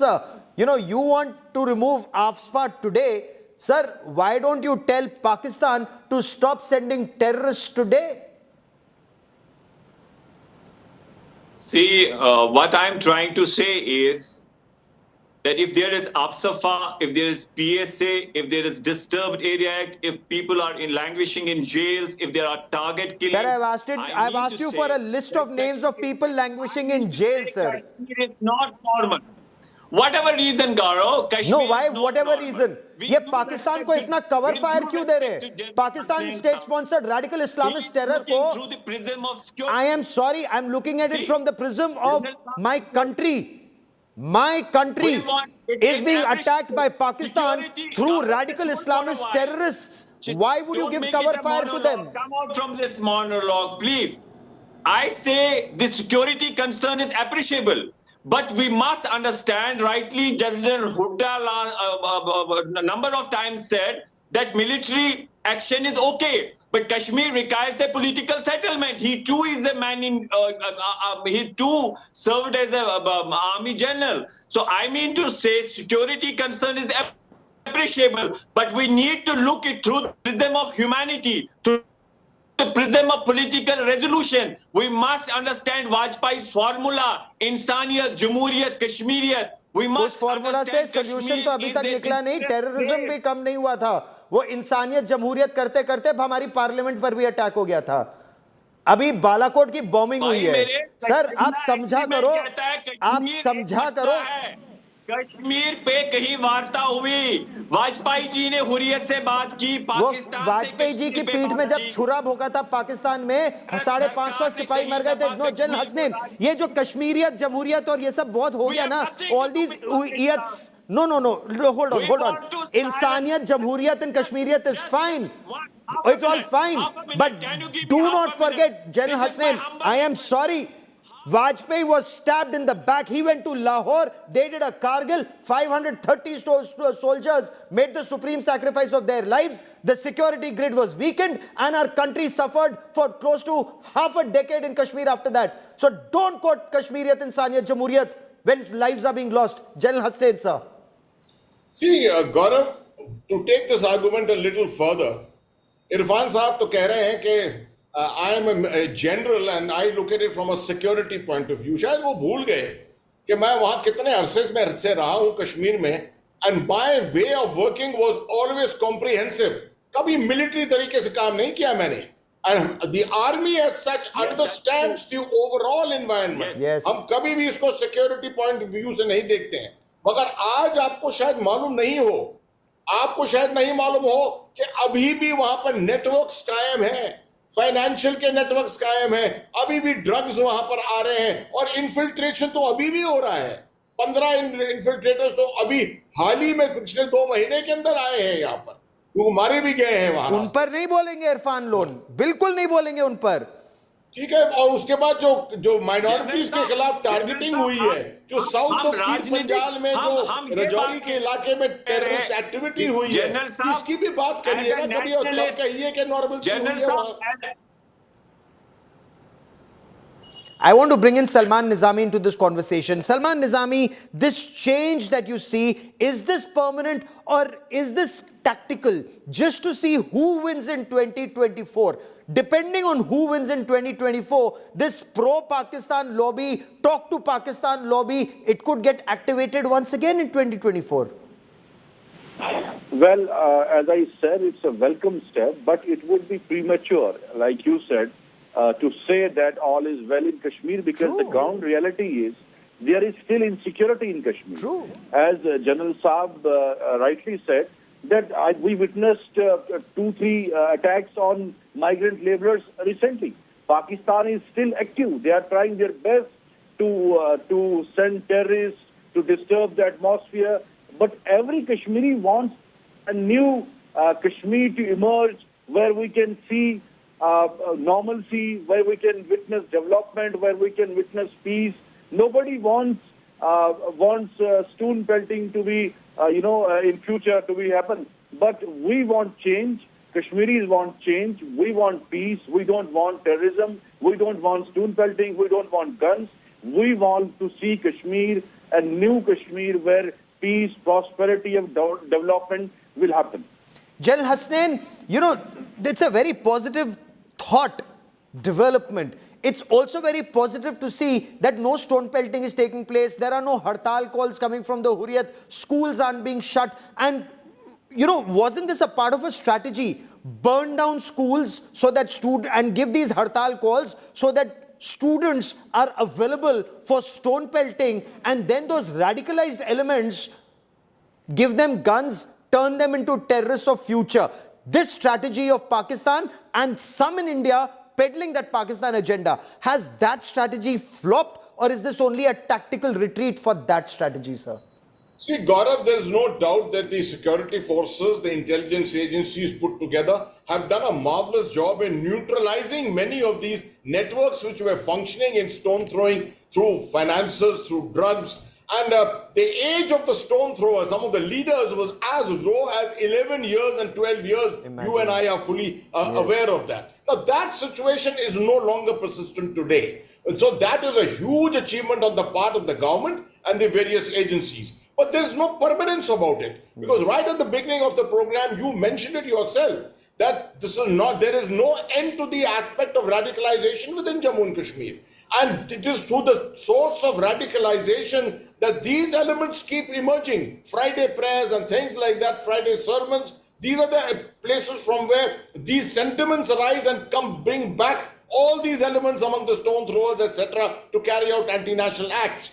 Until there's a permanent end to this radicalization, I don't foresee a complete normalization in Kashmir. General, I have a question for you, and I wanted to ask you this for a long time. All these elements who radicalize youth, whether it's done in madrasas or it's done, from the pulpit of a mosque or it's done somewhere else, why can't the security forces go after these elements wherever they may have come from? Whether they've come from across the border, whether they've come from a state in the rest of our country, why can't such elements be arrested, NSA put on them and put them in jail? A lot of Gaurav, you're right. A lot of this has been done in the recent past. But you have to, I think everyone needs to understand, India is a democracy.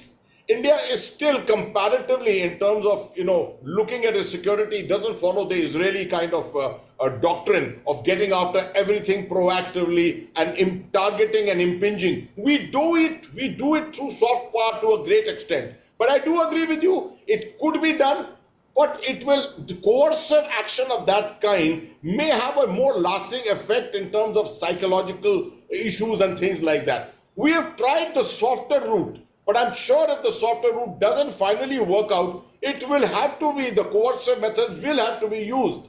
I'm happy to see that today, many of the methodologies of counter-radicalization have come to the fore. And because imagine Kashmir, they are succeeding. Yes, sir. Kashmir had gone, from the time Irfan Hafiz Loan, I'm sure you remember, mosque loudspeakers were used for that Ralev, Galev, Chalev kind of slogans, telling Kashmiri Pandits to run away from the valley and leave their women behind or convert to Islam. I hope you realize that was a black spot in Kashmir's history. I hope you also realize that the real test of Kashmiriyat, sir, and this Ganga Jamuni Tehzeeb that we hear so much about is Kashmiri Hindus should get back to the valley to follow their religion, they follow their way of life. Ganga Jamuni Tehzeeb cannot be a one-way street, sir. Yes, we want restoration of Kashmiri brotherhood. That is really our identity. That should have been the first thing on your mind. Whatever happened, that was barbaric. Listen. I'm simply saying, see, Garo, being a nationalist, people make mockery of me. They laugh at me. They say you talk a lot about your country. And see the Kashmir, which is with our neighbor. They have that very Kashmir. They have their own prime minister.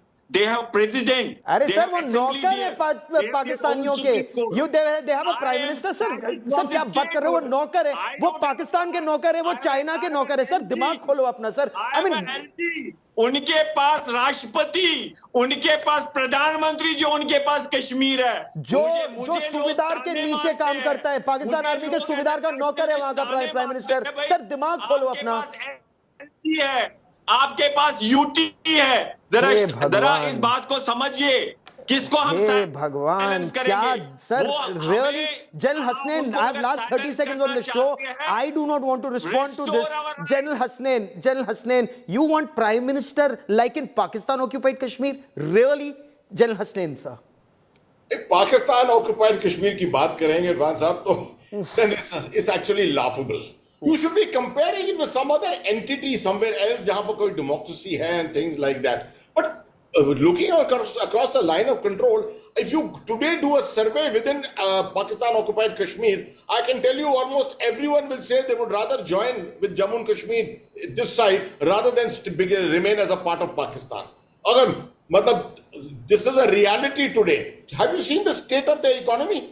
Have you seen the state of the human rights within Kashmir, within Pakistan today at the moment? I don't think this argument can gel at all, Irfan Saab. But maybe Irfan Saab would want to go across and take a look firsthand of what, and Salman Nizami, I'm sorry I've run out of time on this part of the show, but maybe you would have liked to enlighten Irfan, but maybe in the days to come, we will track the story very closely. But do remember my words: this so-called Prime Minister of Pakistan-occupied Jammu and Kashmir, mark my words, he salutes a Subedar of the Pakistan Army. That is where he stands in the pecking order. We will get you more on that story in the days, weeks, and months ahead. I've run out of time on India First this evening. Abha Bakaya comes up next with Business Today. Stay with us.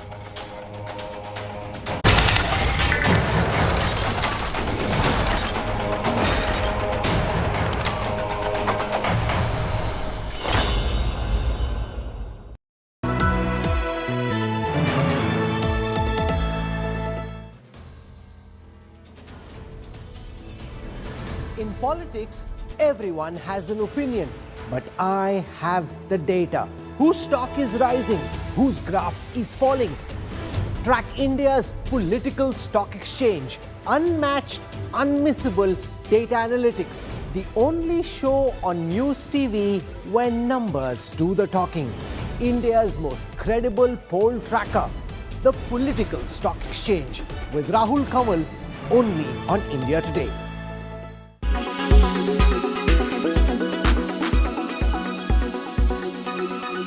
was primarily launched for domestic transactions, but now it has extended its scope to include international transactions for Indians as well as NRIs. All you need is to have a bank account linked to a UPI-enabled mobile app. The app could be provided by Bheem, your bank, or a third-party app. The good part is earlier NRIs needed an Indian mobile number to set up a UPI ID, but now NRIs can even use their international mobile number to initiate a transaction. Now, how does UPI work abroad? You first need to provide the recipient's bank account number, bank identifier code, and select the currency to transfer the amount. The UPI app then sends the transaction details to your bank for authorization. The bank verifies the user's detail, checks for sufficient funds, and approves the transaction if all requirements are met. The important point to note is that the international transaction involves currency conversion. The UPI app also uses the prevailing exchange rate to convert the amount to the destination currency. The converted amount is displayed to the user before confirming the transaction. Last but not least, the availability of UPI international transactions may vary across apps and banks. Some banks and apps may have more tie-ups with international banking partners, while others have limitations or restrictions on certain countries or transaction types. Therefore, it is advisable to check with your respective bank or UPI app providers for detailed information on international UPI transactions. Thanks for that, Tina.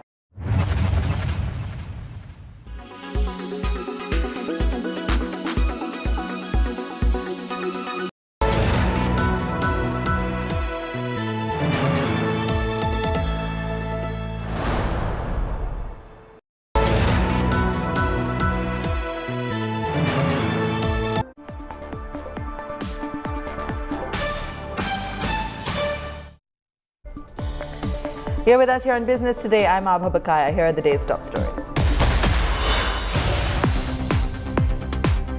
Big announcement by Finance Minister Nirmala Sitharaman says Indian companies can now opt for overseas listings, will make funds cheaper.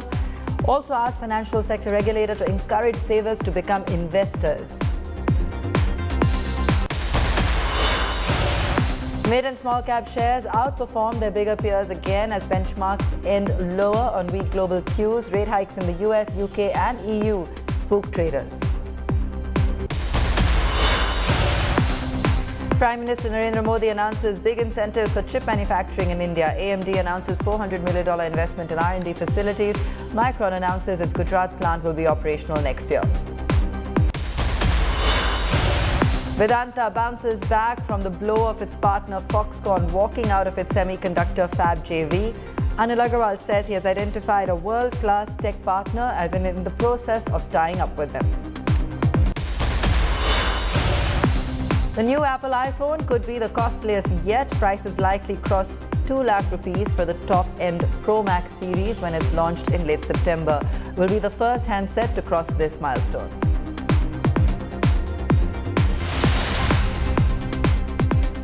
Finance Minister Nirmala Sitharaman announced this morning that Indian companies can now go in for direct listing on foreign exchanges as well as on the International Financial Services Centre Bourse in Gandhinagar. The nod, which came after 3 years of announcement as part of the COVID relief package, will enable domestic companies to access foreign funds by listing their shares on various exchanges overseas. Speaking at an event to launch the AMC Repo Clearing and a corporate debt market development fund to help deepen the corporate bond market, the minister also asked financial market regulators to focus what she termed as a financial trinity.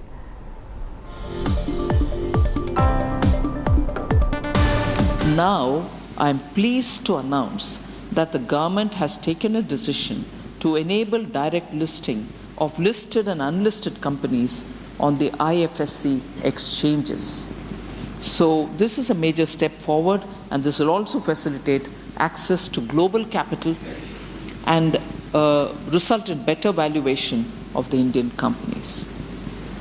It is worth emphasizing that the government's vision for GIFT IFSC transcends much beyond the realm of traditional finance and ventures into the realm of thought leadership. At this stage of economic development, the main focus of our financial sector regulation, therefore, should be market development and also investor protection. Our market should be enabled for ease of raising capital as much as the investors should be given the necessary protection, both simultaneously. And the maintaining that balance of this as well as that is a very, very delicate job, and I'm sure our regulators will keep that in mind. They are attending to it, but both will have to be balanced. For all of us here, very important before us, the creation of a conducive environment for starting and running businesses, the maintenance of market integrity, and the sustenance of market stability. So I would think this can be the possible trinity with which we can take the financial domain, markets, the regulators, and the government, and the policy makers, and the legislatures, all to look forward for a robust market system which will take us forward for a developed India.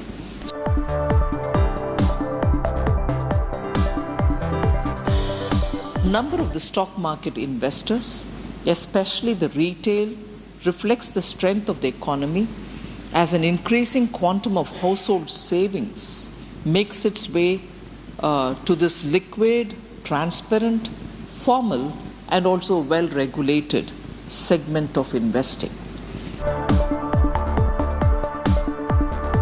10 years ago, our country's market capitalization stood at 74 lakh crores only.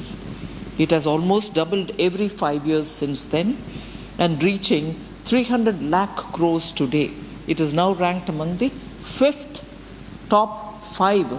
among top 10 most valued countries.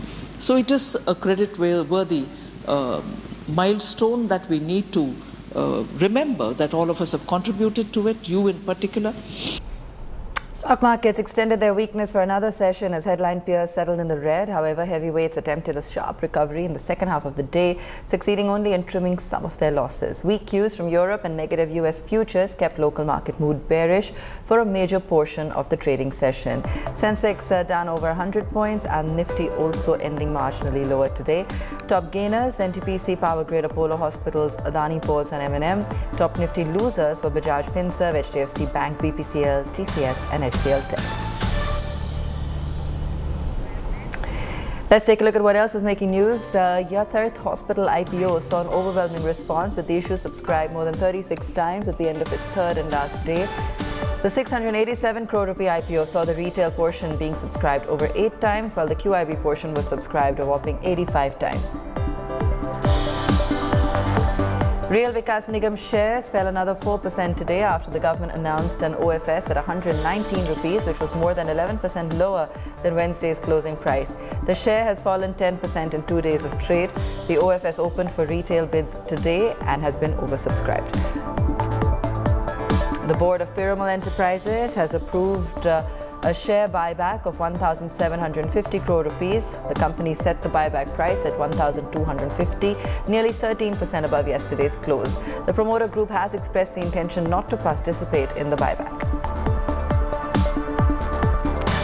With benchmarks ending the last week of the month in the red, traders are hoping markets will revive over the next couple of weeks, leading to a question on whether the Nifty will hit 20,000 before Independence Day.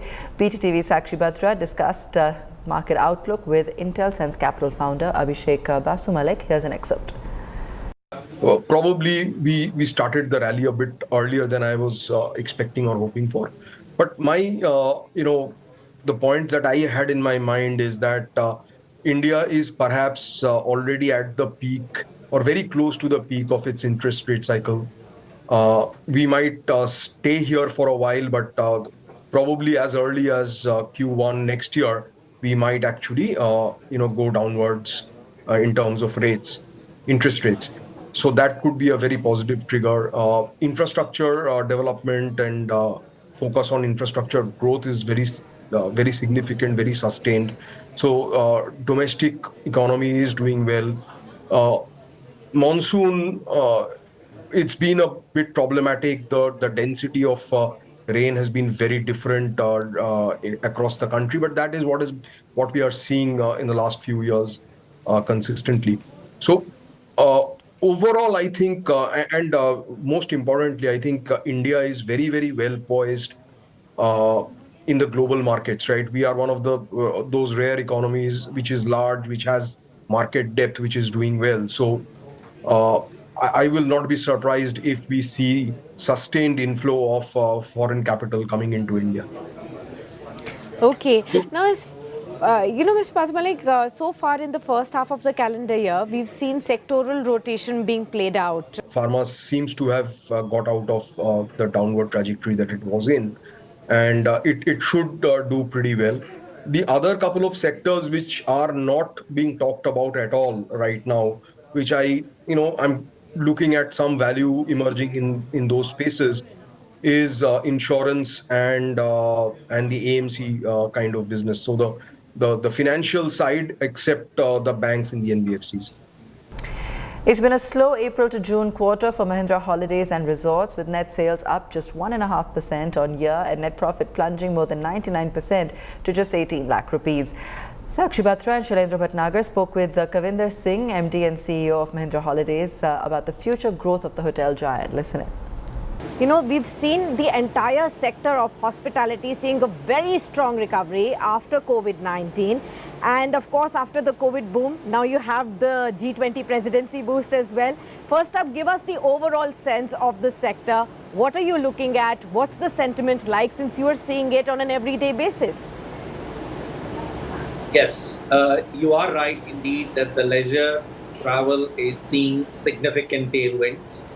We are seeing significant momentum in our business as well. If you look at our India operations, and that's where we delivered 90% plus occupancies, and these occupancies helped us to deliver us the best ever resort income, which grew by 10% on a YOY basis.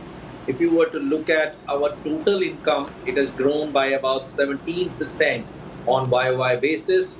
Our EBITDA at 101 crores is up by 19% on a YOY basis. And so is our PBT, which is also up by 19% on YOY basis. If you look at member additions, which is a critical indicator for our performance, our member additions were robust and they grew by about 23%, which means people are buying more memberships, which means there is a desire to travel to our 100 plus resorts. We crossed the 100 resort mark as well, and we have now 5,000 rooms now. Our declared aim is to take this to 10,000 rooms in about 6 to 7 years. As we speak, there is an 800 crore capex is already on play. There are various resorts which are getting expanded, new resorts being, the ground being broken. So we remain extremely optimistic about the next 7 to 8 years onward.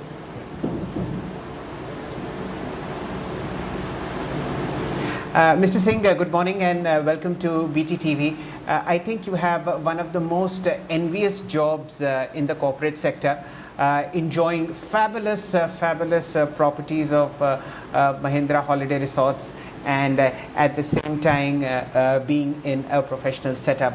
Mr. Singh, paint for us a picture of where these resorts, where these fresh rooms will be added.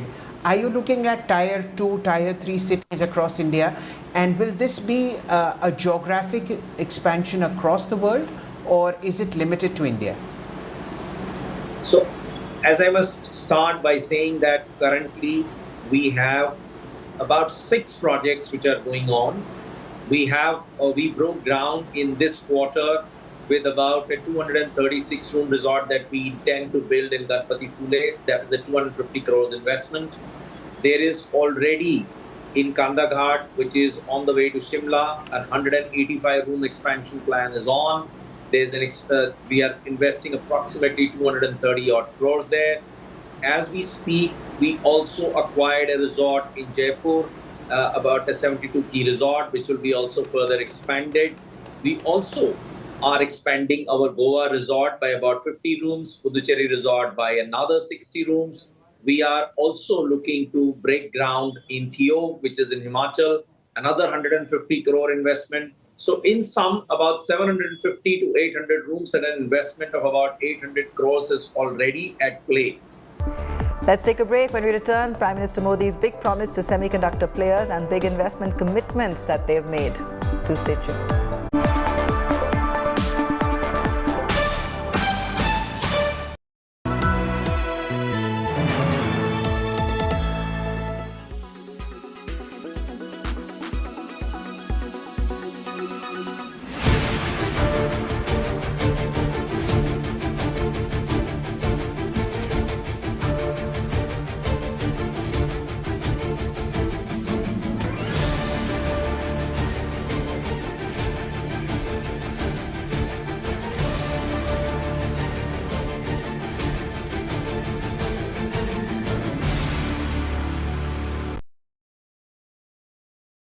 Quality today. In Delhi, 78. In Mumbai, 53.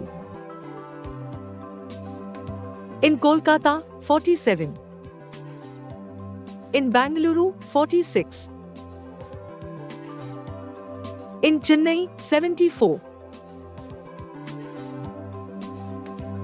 In Hyderabad, 72.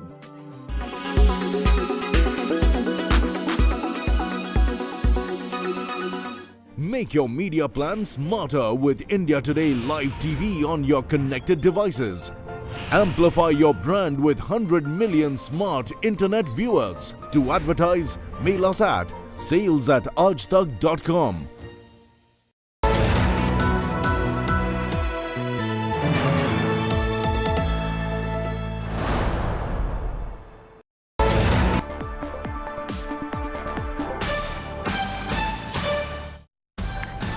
Welcome back. Prime Minister Narendra Modi has laid out the red carpet for the global semiconductor industry, urging them to exploit the massive talent pool and steady supply chain advantages of India.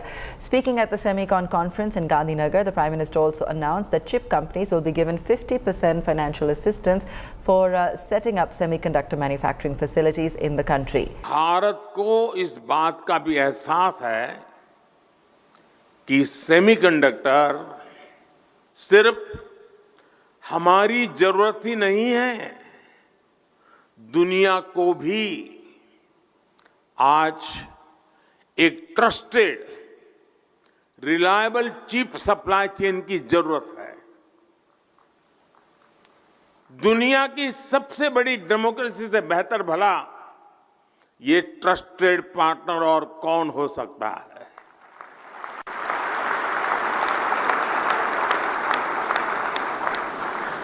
मुझे खुशी है कि भारत पर दुनिया का भरोसा लगातार बढ़ रहा है। और ये भरोसा क्यों है? आज भारत पर निवेशकों को भरोसा है क्योंकि यहां stable, responsible and reform oriented government है।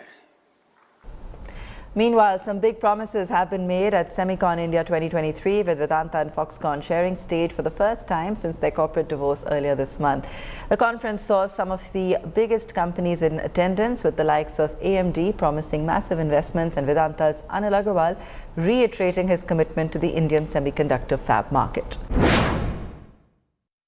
Vedanta is fully committed to build semiconductor and display fab. We have gone around the world and signed hundreds MOU. Two things is required: huge infrastructure and ecosystem. Suppliers, supply chain people, and the kind of response we have got in Japan, in Korea, in America, the ecosystem will be built around Gujarat, and we have signed hundreds of MOU for this purpose. For semiconductor, we have identified world-class partner. We have already identified the world-class partner for technology and are in the process of tying up with them.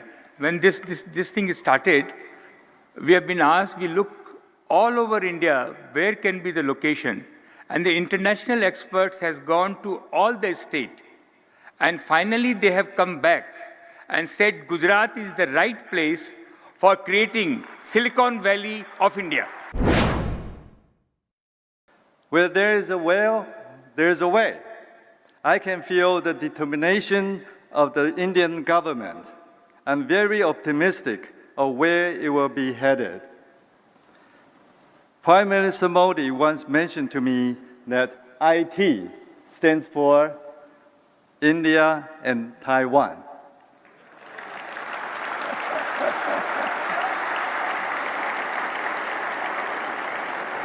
Honorable Prime Minister, Taiwan is and will be your most trusted and reliable partner.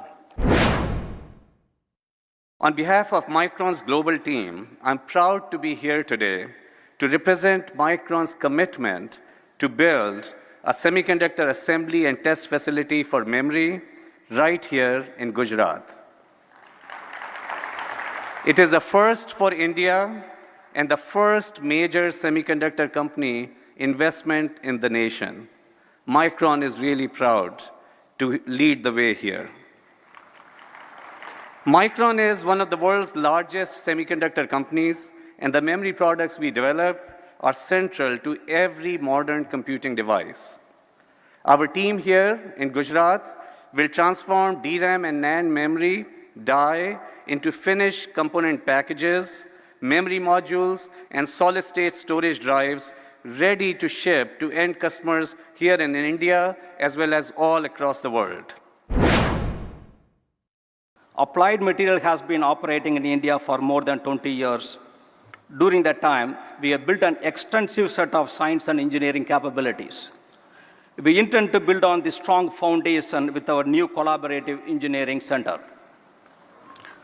where we will bring together our strong base of engineering talent, our leading global and domestic suppliers, and top Indian universities in one location, with a common goal of accelerating the commercialization of new technology of semiconductor equipment.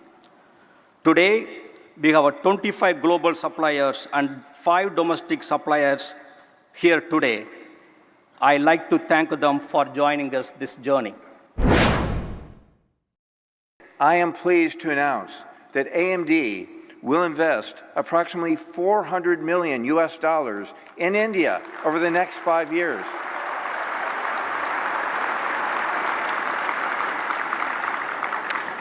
The planned investment will include a new AMD campus in Bangalore, which will serve as AMD's largest R&D facility in the world.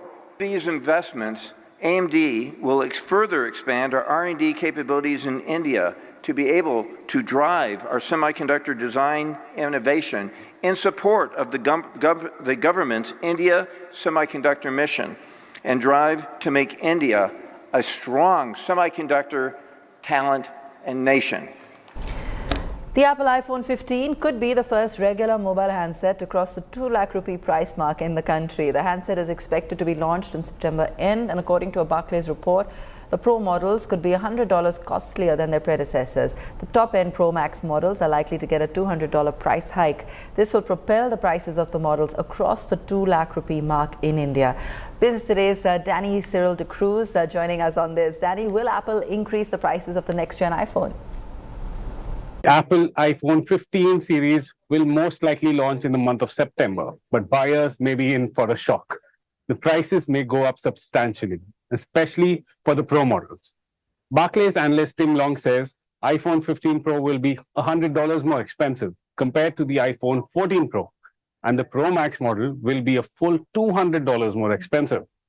He says the starting price of the normal Pro model will be around $1,100, whereas the Pro Max model will start at almost $1,300. So in India, Danny, will the iPhone finally breach the 2 lakh rupee price point? So let's do a little math here to understand that. The current most expensive iPhone in the country, which is the iPhone 14 Pro Max 1 TB model, sells for around rupees 1,89,900, which is roughly around $2,300. And at the same time, the model in US costs just $1,500 plus taxes. So if we just add $200 to the total price in India for the iPhone 15 Pro Max, it comes down to $2,500, which is a whopping $2,05,000. Sorry to be the bearer of bad news, but the next generation iPhones could easily breach the 2 lakh mark. All right, Danny, thanks so much for joining us on that. Netflix is not the only one cracking down on password sharing. Agency reports say Disney Hotstar could also clamp down on the practice in India very soon. The move comes just days after the world's largest streaming service announced its plans to increase revenues by ensuring that passwords are shared only in a single household and on a single Wi-Fi service. 3 years ago, OTT platforms were rolling out the red carpet for those stuck at home during the lockdown. Offering great deals, huge discounts, turning a blind eye to the number of users logging on with the same username and password. And it did the trick. For Netflix, subscription zoomed from 139 million in 2018 to 167 million in 2019. The numbers shot up to 2004 million in 2020. The additions only slowed down in 2021 as the pandemic petered out. In 2022, with normalcy returning, the Netflix net subscription was put up just 9 million. Investors punished the company, hammering its stock 75% from the high of $690 to a 5-year low of $175 in a span of just 8 months last year. Faced with the reality of declining subscriber additions, streaming companies are returning the screws on what they once turned a blind eye to. Reports say Walt Disney's India streaming service Disney Hotstar plans to start reinforcing its existing policy of allowing its premium users to log in from only 4 devices. It had till now allowed as many as 10 users to log in. Just like Netflix, Hotstar is also limiting password sharing in India. According to reports, Disney Hotstar has internally tested enforcement of the policy and has plans to start implementing it later this year to limit logins at 4 for such accounts. It is hoping the people stopped from the free logins and who are regularly users of its service will buy their own subscriptions. Just like Netflix, Hotstar has also seen a big dip in new subscriptions, especially with Reliance Viacom 18 winning the IPL digital media rights for 2023 to 27, snatching it from Hotstar, for which the cricket matches had been one of the biggest draws. Reports say the new planned restriction will also apply to Hotstar's cheaper plan, which will limit the usage across 2 devices. Bureau Report, Business Today Television.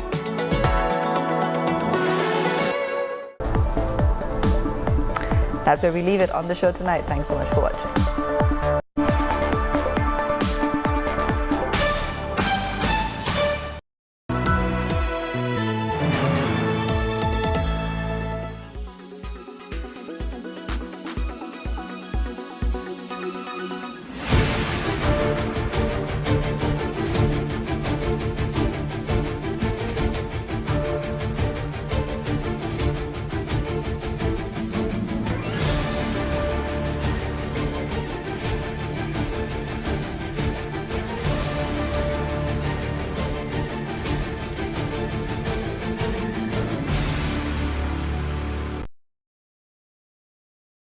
Weather forecast now. Delhi, maximum 33 and minimum 27 degrees. Mumbai, maximum 27 and minimum 25 degrees. Kolkata, maximum 33 and minimum 26 degrees. Bangalore, maximum 27 and minimum 21 degrees. Chennai, maximum 35 and minimum 27 degrees. Hyderabad, maximum 26 and minimum 22 degrees.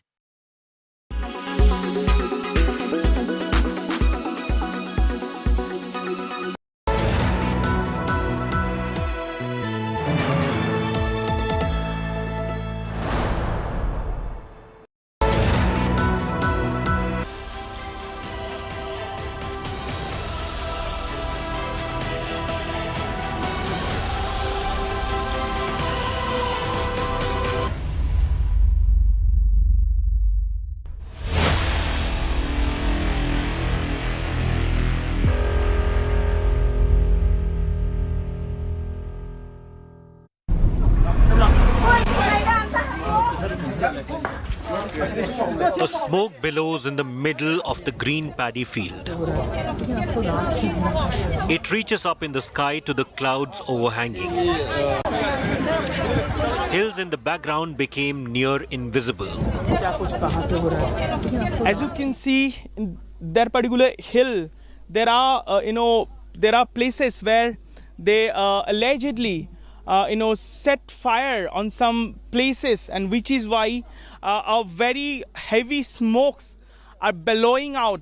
Fresh violence erupted in this area of Bishnupur, and we can see that people gathered over here, and we asked not to go farther because we can see many vehicles returning back from that area. Villagers stand in distance across the field on the road, witness to arson. Every smoke in Manipur today has a retaliation from the other side. There is one side and there is the other side. Manipur today is divided between Meitei and Kuki tribes. A small state at the border of Myanmar with a population of less than 3 million is training gun against each other, despite an elected state government in place. It's a state today where homes are no longer safe. Because of certain Kuki militants who have been burning our villagers and their homes, we have been forced to take up this agitation. We want peace in Manipur. Sexual violence against women has become a weapon where fire fails to reach. कभी देखा भी नहीं है, कभी सोचा भी नहीं है, इसलिए मैं बहुत दुख के साथ इतना मैंने जो फौज के अंदर ही देश सेवा किया है, लेकिन मैं रिटायर आने के बाद अपना फिर भी बोलना चाहता हूँ, अपना परिवार, अपना घर, अपना गांव, अपना बीबी इज्जत भी बचा नहीं पाया, ये दुख के साथ कहता हूँ. Students have left books and picked up guns instead to defend and protect. Launching का है, आप क्या करते हो? हम पढ़ाई कर रहे हैं अभी तक. कौन से क्लास में? बीए. बीए पढ़ रहा है. कहाँ पढ़ते हैं आप? कहाँ पढ़ाई करते हैं? अभी डॉन बस्को मराम में. Don Bosco Imphal? No Maram. अच्छा, यही इसी कुक कांगपोकपी? सेनापति साइड. सेनापति डिस्ट्रिक्ट कांगपोकपी ना, या दूसरा डिस्ट्रिक्ट है? सेनापति डिस्ट्रिक्ट में. सेनापति में. अच्छा, इससे ऊपर हिल्स पे. तो कितना दिन हुआ कॉलेज बंद हुए? कॉलेज बंद है या छुट्टी करके आया? बंद है अभी तो. कॉलेज बंद है. आपके घर में कौन कौन है? और मामी भाई लोग हैं. भाई लोग. वो आपको बोला नहीं कि कहाँ जा रहे हो ऐसे वेपन लेके? बोला है. आप उनको क्या बोलता है? ड्यूटी के लिए जा रहा है. ड्यूटी के लिए. ये गन कभी चलाया था पहले? हाँ सर. कब चलाया? और गांव में टेस्टिंग के लिए. टेस्टिंग के लिए चलाया. तो टेस्टिंग में इतना प्रैक्टिकल हो गया कि इधर बंकर पे आ गया? ऐसा. डर नहीं लगता ऐसा गन चलाने में? नहीं लगता है. नहीं लगता. ये झटका लगता है ना गोली चलाते समय? हाँ, थोड़ा थोड़ा. The fight goes on in broad daylight. What we are given to understand, since Thursday morning and since the wee hours, there are gunfights have been reported, and forces are trying to disengage both the communities, both the people and the people engaging themselves in gunfight. They are trying to disengage themselves. And in the night, Manipur is burning for months now. By now, many of them would have been in colleges or universities, but for now, they are carrying guns. The village territory is remain in the same district, have all of a sudden become a border, become a buffer zone, and yes, line of control. A playing zone has become a war zone in this territory, in this part of Manipur. And all that I see, the government has totally turned their eyes blind. Can't they see what is happening in the state of Manipur? Who will resolve this crisis? These people, these young boys who have picked up guns today, they have been living with the other communities over the decades, playing together, eating together. But for now, they have tainted gun against each other. When will this situation come to normal? Many of them want a normal life, but the situation is absolutely normal. In Manipur, it's a war zone. And that's exactly why India Today bringing you all sides of story, showing you the realities. And this is to open the eyes of the system at the highest level.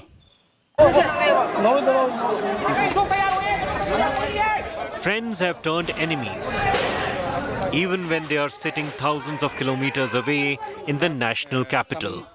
Friends among our circle who belongs to the Meitei community. Right now, we can't really get in touch with them because the divide that the current mayhem created in us is so deep. We can't. It looks like we can't really get into each other friendship zone anymore. So there is a total separation in the individual level as well. Sad to say that, we are not much in contact with our Métis friends anymore. I was from GNV, so I had quite a close friend from the Métis community. But after this violence had broke out, we didn't talk to them anymore. And yeah, it's quite sad that even our friendship had to be separated. In Manipur, couples from inter-community marriage have been separated. हमारी परिवार इम्फाल में रहते थे हम एक मैतेई से शादी किया था और हम गैम विलेज में रहते थे हमारी सासू माँ हमारी हस्बैंड और हम हमारी दोनों बच्चे हैं हम पांच लोग रहते थे जो लड़ाई है मई 3 में हुई थे और हमको पता चला लेकिन हमने सोचा कि हम एक मैतेई से शादी की है हम एक मैतेई हो गए हैं हम मैतेई के साथ रहेंगे लेकिन उन लोगों ने हमारे जब आधार देखी है उन लोगों ने कहा कि इस आधार में तुम्हारा नाम कुकी का नाम है मैतेई का नाम नहीं है इसलिए हमारे साथ नहीं रह सकते 1 महीने हो गए हैं हम बातचीत नहीं की क्यों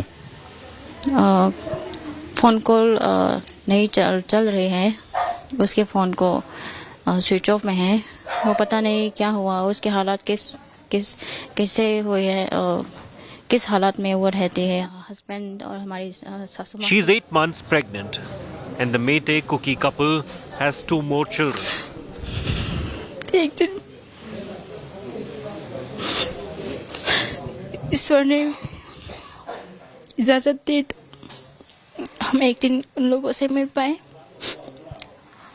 और चिंता नहीं करने के लिए हम कहना चाहते हैं Excuse me. An 18-year-old was abducted and raped, scarred for the rest of her life.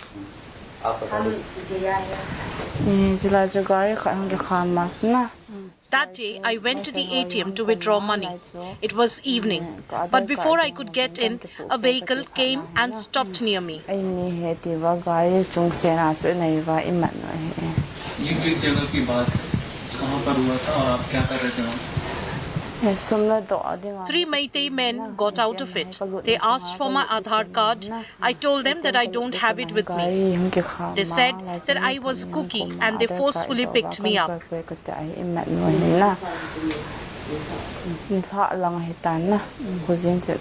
A number of men and women attacked me. I lost count of them. They beat me up severely.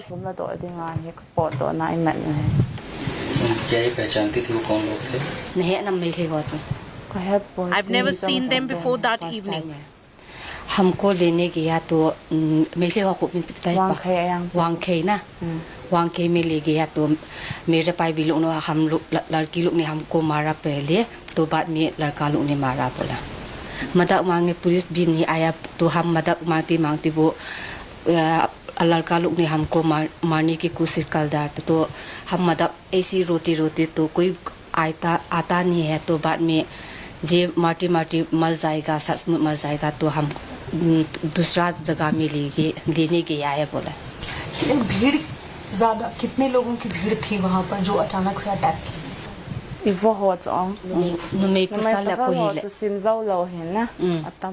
was barely conscious when they started to rape me. Her ordeal is now a story of most women in Manipur, targeted in the name of their community, abandoned to deal with the trauma for their life. इनके साथ दुष्कर्म करने वाले, गलत काम करने वाले लगभग कितने लोग थे? नंग नंग न बोल मोमों से मी अथीम मोच ना नंग न बोल मोमों से मी इसान हम. Mainly 4 men took turn to rape me. ये वहाँ से भागी कैसे जान बचाई? इतने नंग क्यों उड़ान हों थे हम?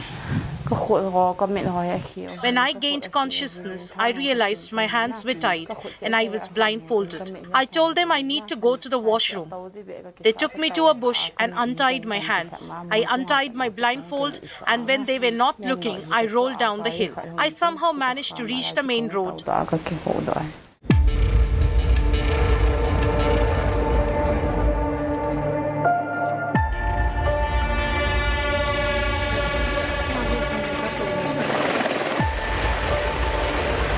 Waiting for justice, her trial begins even before the scar is healed.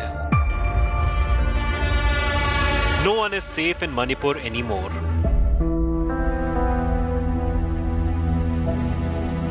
"59-year-old Vungzagin Walte is mostly bedridden, can barely speak, and needs help to do the most basic tasks like bathing, eating, and going to the washroom.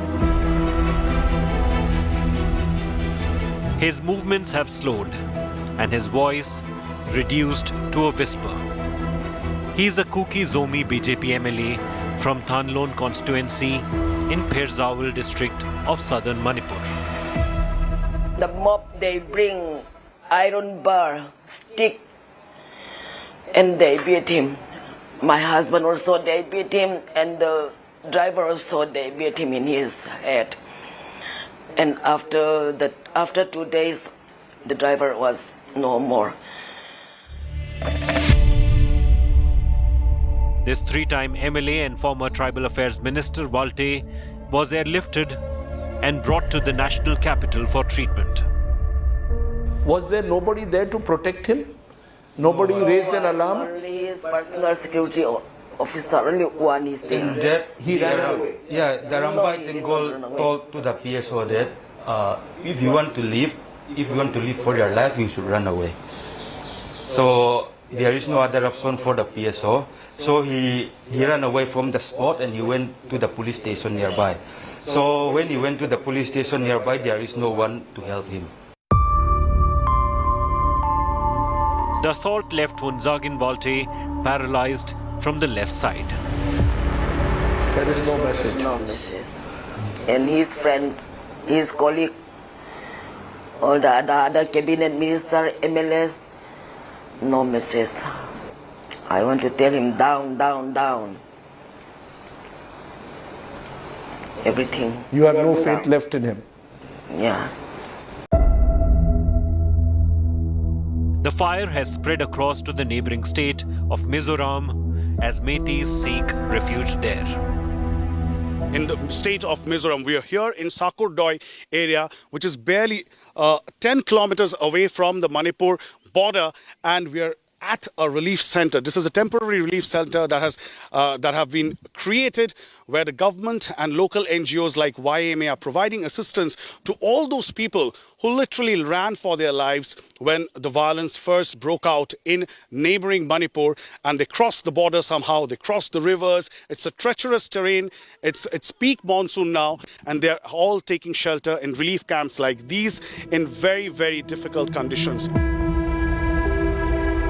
Most people living in this relief camp have run away, leaving their family members behind.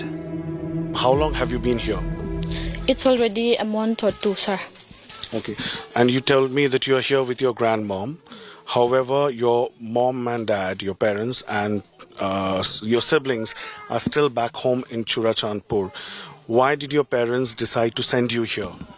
Because they are concerned about our safety. And how did you manage to come here? Because my grandmother is not healthy and no. That is why we decided to come here. She's scared. How did you manage to come here? How did you come? By truck. Just hop in a truck. It's been a month and there has been little communication with their families, friends and relatives. Their future is in limbo and some don't even want to return to Manipur anymore. You're stuck here in a relief camp. Yes, we finished doing our admission now, but then I don't know where are we going to start our college. They say we will start our college in August, but then I don't know how the condition right now. It's difficult. So there's a lot of uncertainty about your own studies. You're not very sure when you will be able to go back and when you will be attending your college. But as far as life here in the relief camp is concerned, you're one of those, many internally displaced people who have taken shelter here in Mizoram. Are you getting enough at this relief camp, the basic amenities? Yes, sir. We're getting enough shelter, the food, all those necessary things. Those leaders now, they give us.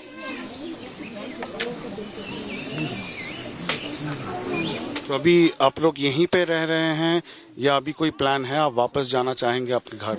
नहीं, हम तो इधर ही बैठेगा। क्यों मणिपुर वापस नहीं जाएंगे? नहीं जाएगा। क्यों? डर लगता है। तो यहाँ पे अभी रिलीफ कैंप में तो काफी तकलीफ हो रही है आप लोगों को रहते? तो हो रहा है, क्या करेगा, तकलीफ होने से भी तो करना तो पड़ेगा।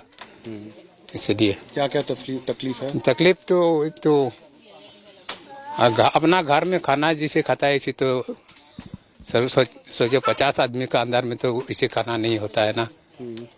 50 आदमी का अंदर में जैसे बनाता है वैसे खाने पड़ता है। काम धंधा क्या करते थे वहाँ पे? बम्बू काटता है। तो अभी यहाँ पे क्या करेंगे? यहाँ क्या करेगा, वो तो कभी कभी आदमी का बगान में काम करता है, वो काम करके थोड़ा सा कमा लेता है और तो कभी कभी नहीं मिलता है, ऐसे ही बैठ के रहता है। Facilities are very basic. Living in makeshift rooms. 2 meals are cooked daily for the 60-odd Manipuri displaced people in this relief camp in Mizoram. So how many times do you get food? For breakfast, what do you get? Breakfast, we don't have breakfast here. Okay. It's sometimes we just make red dinner and then we get our food by 7 to 8, and then we don't have lunch, no lunch. So basically you have a heavy meal right in the morning with rice and porridge or whatever you get. Then you don't get lunch. Yes. And then for dinner? For dinner, no, we don't have dinner, just heavy meal. What do you get? Same rice? Yes, same rice. So basically 1 meal in the morning and 1 meal at night. Yes, sir. So I can see these solar panels and there are basic bulbs and all these things are there. So it clearly shows that there is, paucity of electric supply, right? Yes, because there is no electricity right now. So how often do you get electricity at the camp? It's not fixed. Sometimes you get 4 hours or 2 and then went off and then it came again. All through the day there's no electricity? Yes, sometimes. Okay. So you have these kind of solar panels to help you charge your phone and other stuff? Yes, sir. Unlike some of the relief shelters in Imphal Valley in Manipur, which is located in the valley, of course, in a strategic location and is getting full support of the government administration. Here on the other side, across the border in Mizoram, in remote areas like these, where relief shelters, temporary relief shelters like these have come up, there is very little basic amenities. It's peak monsoon right now. It's raining very, very heavily. This, of course, is in Sakurdoi area, which is just barely 10 kilometers away from the Manipur border. And it has very basic amenities. We were speaking to the inmates here at the relief camp, and this is what we could find. The Mizoram government, of course, providing assistance. We could see, if my camera person can come close and show, there is a little bit of supply of basic essentials. There are pulses here, dal. I can see some rice here, and potatoes. So very basic food supply. And what inmates have been telling us is that they only get 2 meals a day, one in the morning, no lunch, and one at night. So the administration here, the government, the Mizoram government, of course, trying to help these refugees who have come into Mizoram, set up these shelter camps in various locations. And they are also being provided assistance by various NGOs, specifically the Young Mizo Association, which is very, very influential and prominent. However, given the look of the things here, it clearly shows that it's a humanitarian crisis that's unfolding. All these relief camps are filled with women and very, very young children, and they need basic health care and proper nutrition. And that precisely is the concern right now, because Mizoram is already dealing with a refugee crisis for the last 1 year, because there is a huge influx of refugees from Myanmar. And the Mizoram government has clearly stated that there won't be any pushback, that because they share similar ethnicity and cultural ties and familial ties, therefore the refugees from Myanmar have also been provided shelter in Mizoram. So on one hand, refugees from Myanmar and also fresh influx of refugees from Manipur has created quite a difficult situation for Mizoram to manage, for which therefore they are seeking central assistance, and they say that's hard to come by, that yet not received the state of Mizoram.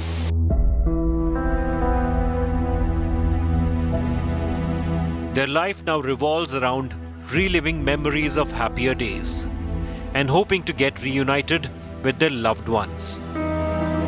Manipur is in the national limelight right now. The Prime Minister is being briefed daily about its conditions, while fresh cases of arson and violence continue. The Home Minister is working to get both Meitei and Kuki to talking table. But on ground, people of both communities have literally forgotten their past history of harmonious living. They have their daggers out to target each other in any and every way. It's midnight here in Imphal. Probably entire nation is having a good and sound sleep. All I see, the women from the Meitei community in the valley, in the capital, are sitting here on the road. The Maira, Paibi, these women who have been the torchbearer for the women's rights are yet again on the field, and here they are protecting their village, their family, their children from, as they call, anti-social elements, again, narco-terrorism, and especially because of the enmity that has triggered in last 3 months between Kuki and Meitei. They accuse that probably the other community people can mix up with them and trigger violence. This is a volcanic situation where you see the women in the midnight guarding their territory, the bordering of their village. And this is not only the young women, but also the elderly, the senior citizens from the family member. Instead of taking rest, they are now yet again has become not just torchbearer, but also guard of their villages, their territories, their areas. Manipur का हालात तो बहुत बिगड़ गया है. हम लोग घर में रह नहीं पा रहे हैं. हम लोगों को घर में सोने के बजाय अपने गांव की रक्षा के लिए, ताकि कोई हमारा घर न जला दे, गोली न चला दे, इसलिए हम लोगों को रात को गांव की निगरानी करना पड़ रहा है. उसी थे, अगर वो लोग खुशी खुशी आएंगे तो फिर हम लोग एक साथ रहने के लिए तैयार है, रेडी है, शांति से. And with that, the fire burns Kangle Park, and Manipur becomes a bloody blot in the northeast peace process.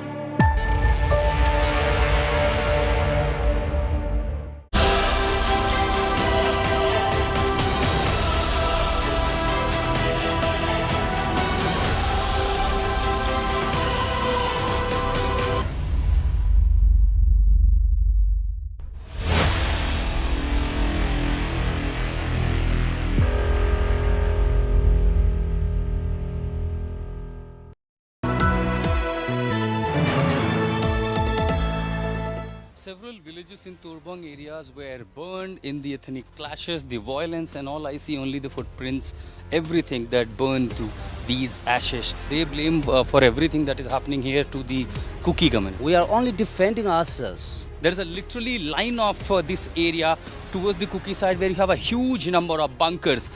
No one could ever imagine that in a state, in a same country, in a same district, we will ever see such situation which has become a battlefield. And I could say this is a war zone in Manipur.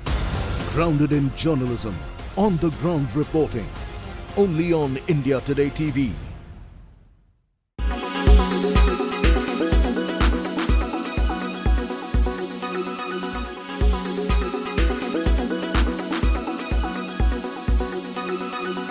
Make your media plan smarter with India Today Live TV on your connected devices.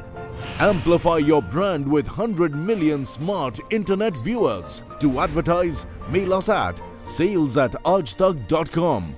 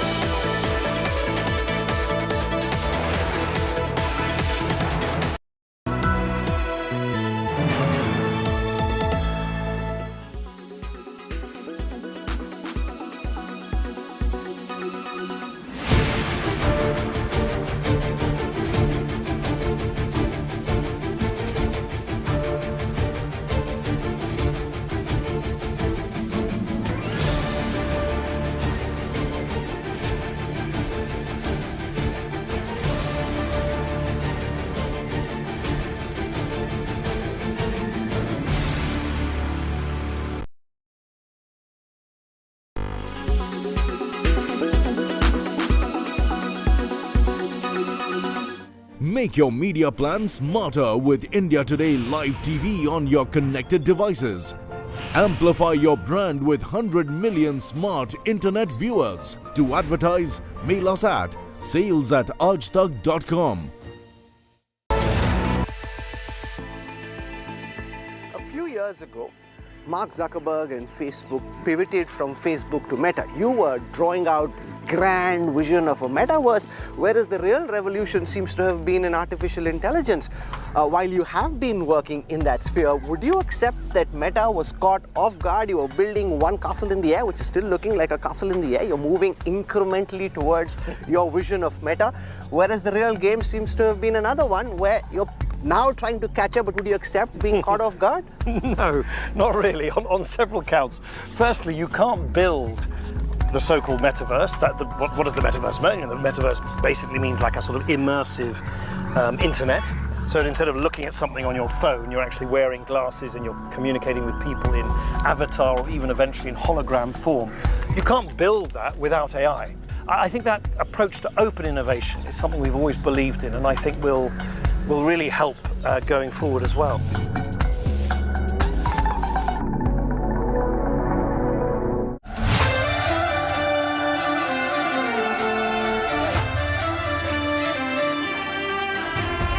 What's life without one's passion for its craft is exactly what Karan Johar proves time and again with his cinema. And now that he's returned to direction after a gap of 7 years, we on India Today will bring you the magic that he wants us all to relive. Hello and welcome. You're watching In the Club. I'm Dipali Patel, and like I said, in the next 30 minutes, I'm going to talk about Karan Johar and his cinema, but starting with Rocky Aur Rani Ki Prem Kahani, which not only has reunited him with his favorite muse Alia Bhatt, but has also got him to work with the vivacious Ranveer Singh. Now, before I jump into talking about any of it, let me first cut across to my colleague and entertainment editor Tushar Joshi, who has seen the screening in Mumbai. Tushar, we all are aware Karan Johar's last movie as a director was Ranbir Kapoor's Ae Dil Hai Mushkil. And in his career, he's directed so many memorable movies, including K3G, Kuch Kuch Hota Hai, Kabhi Alvida Na Kehna. I want to know from you, how well does Rocky Aur Rani manage to take us all back in time to relive the Karan Johar cinema? And how do you see this directorial comeback after 7 years? Dipali, you can hate him You can love him, you can troll him, but you can't ignore him. I mean, Karan Johar is almost a name that has been etched in pop culture phenomena. And you know that signature line, which is, it's all about loving your family. The minute you say that, you think of Karan Johar. In Rocky or Rani Ki Prem Kahani, which is the 2023 setting, it's all about loving your family, but with their flaws. He has sort of reinvented and revisited what makes an ideal Karan Johar film. There's lots of color. There's Manish Malhotra with his designer wear. The sets look obviously stunning. There is Ranveer and Alia. There is magic on the screen. Every scene, every moment, every song screams out Kejo and everything that Kejo stands for. Obviously, the film is not without flaws, but if you've missed Karan doing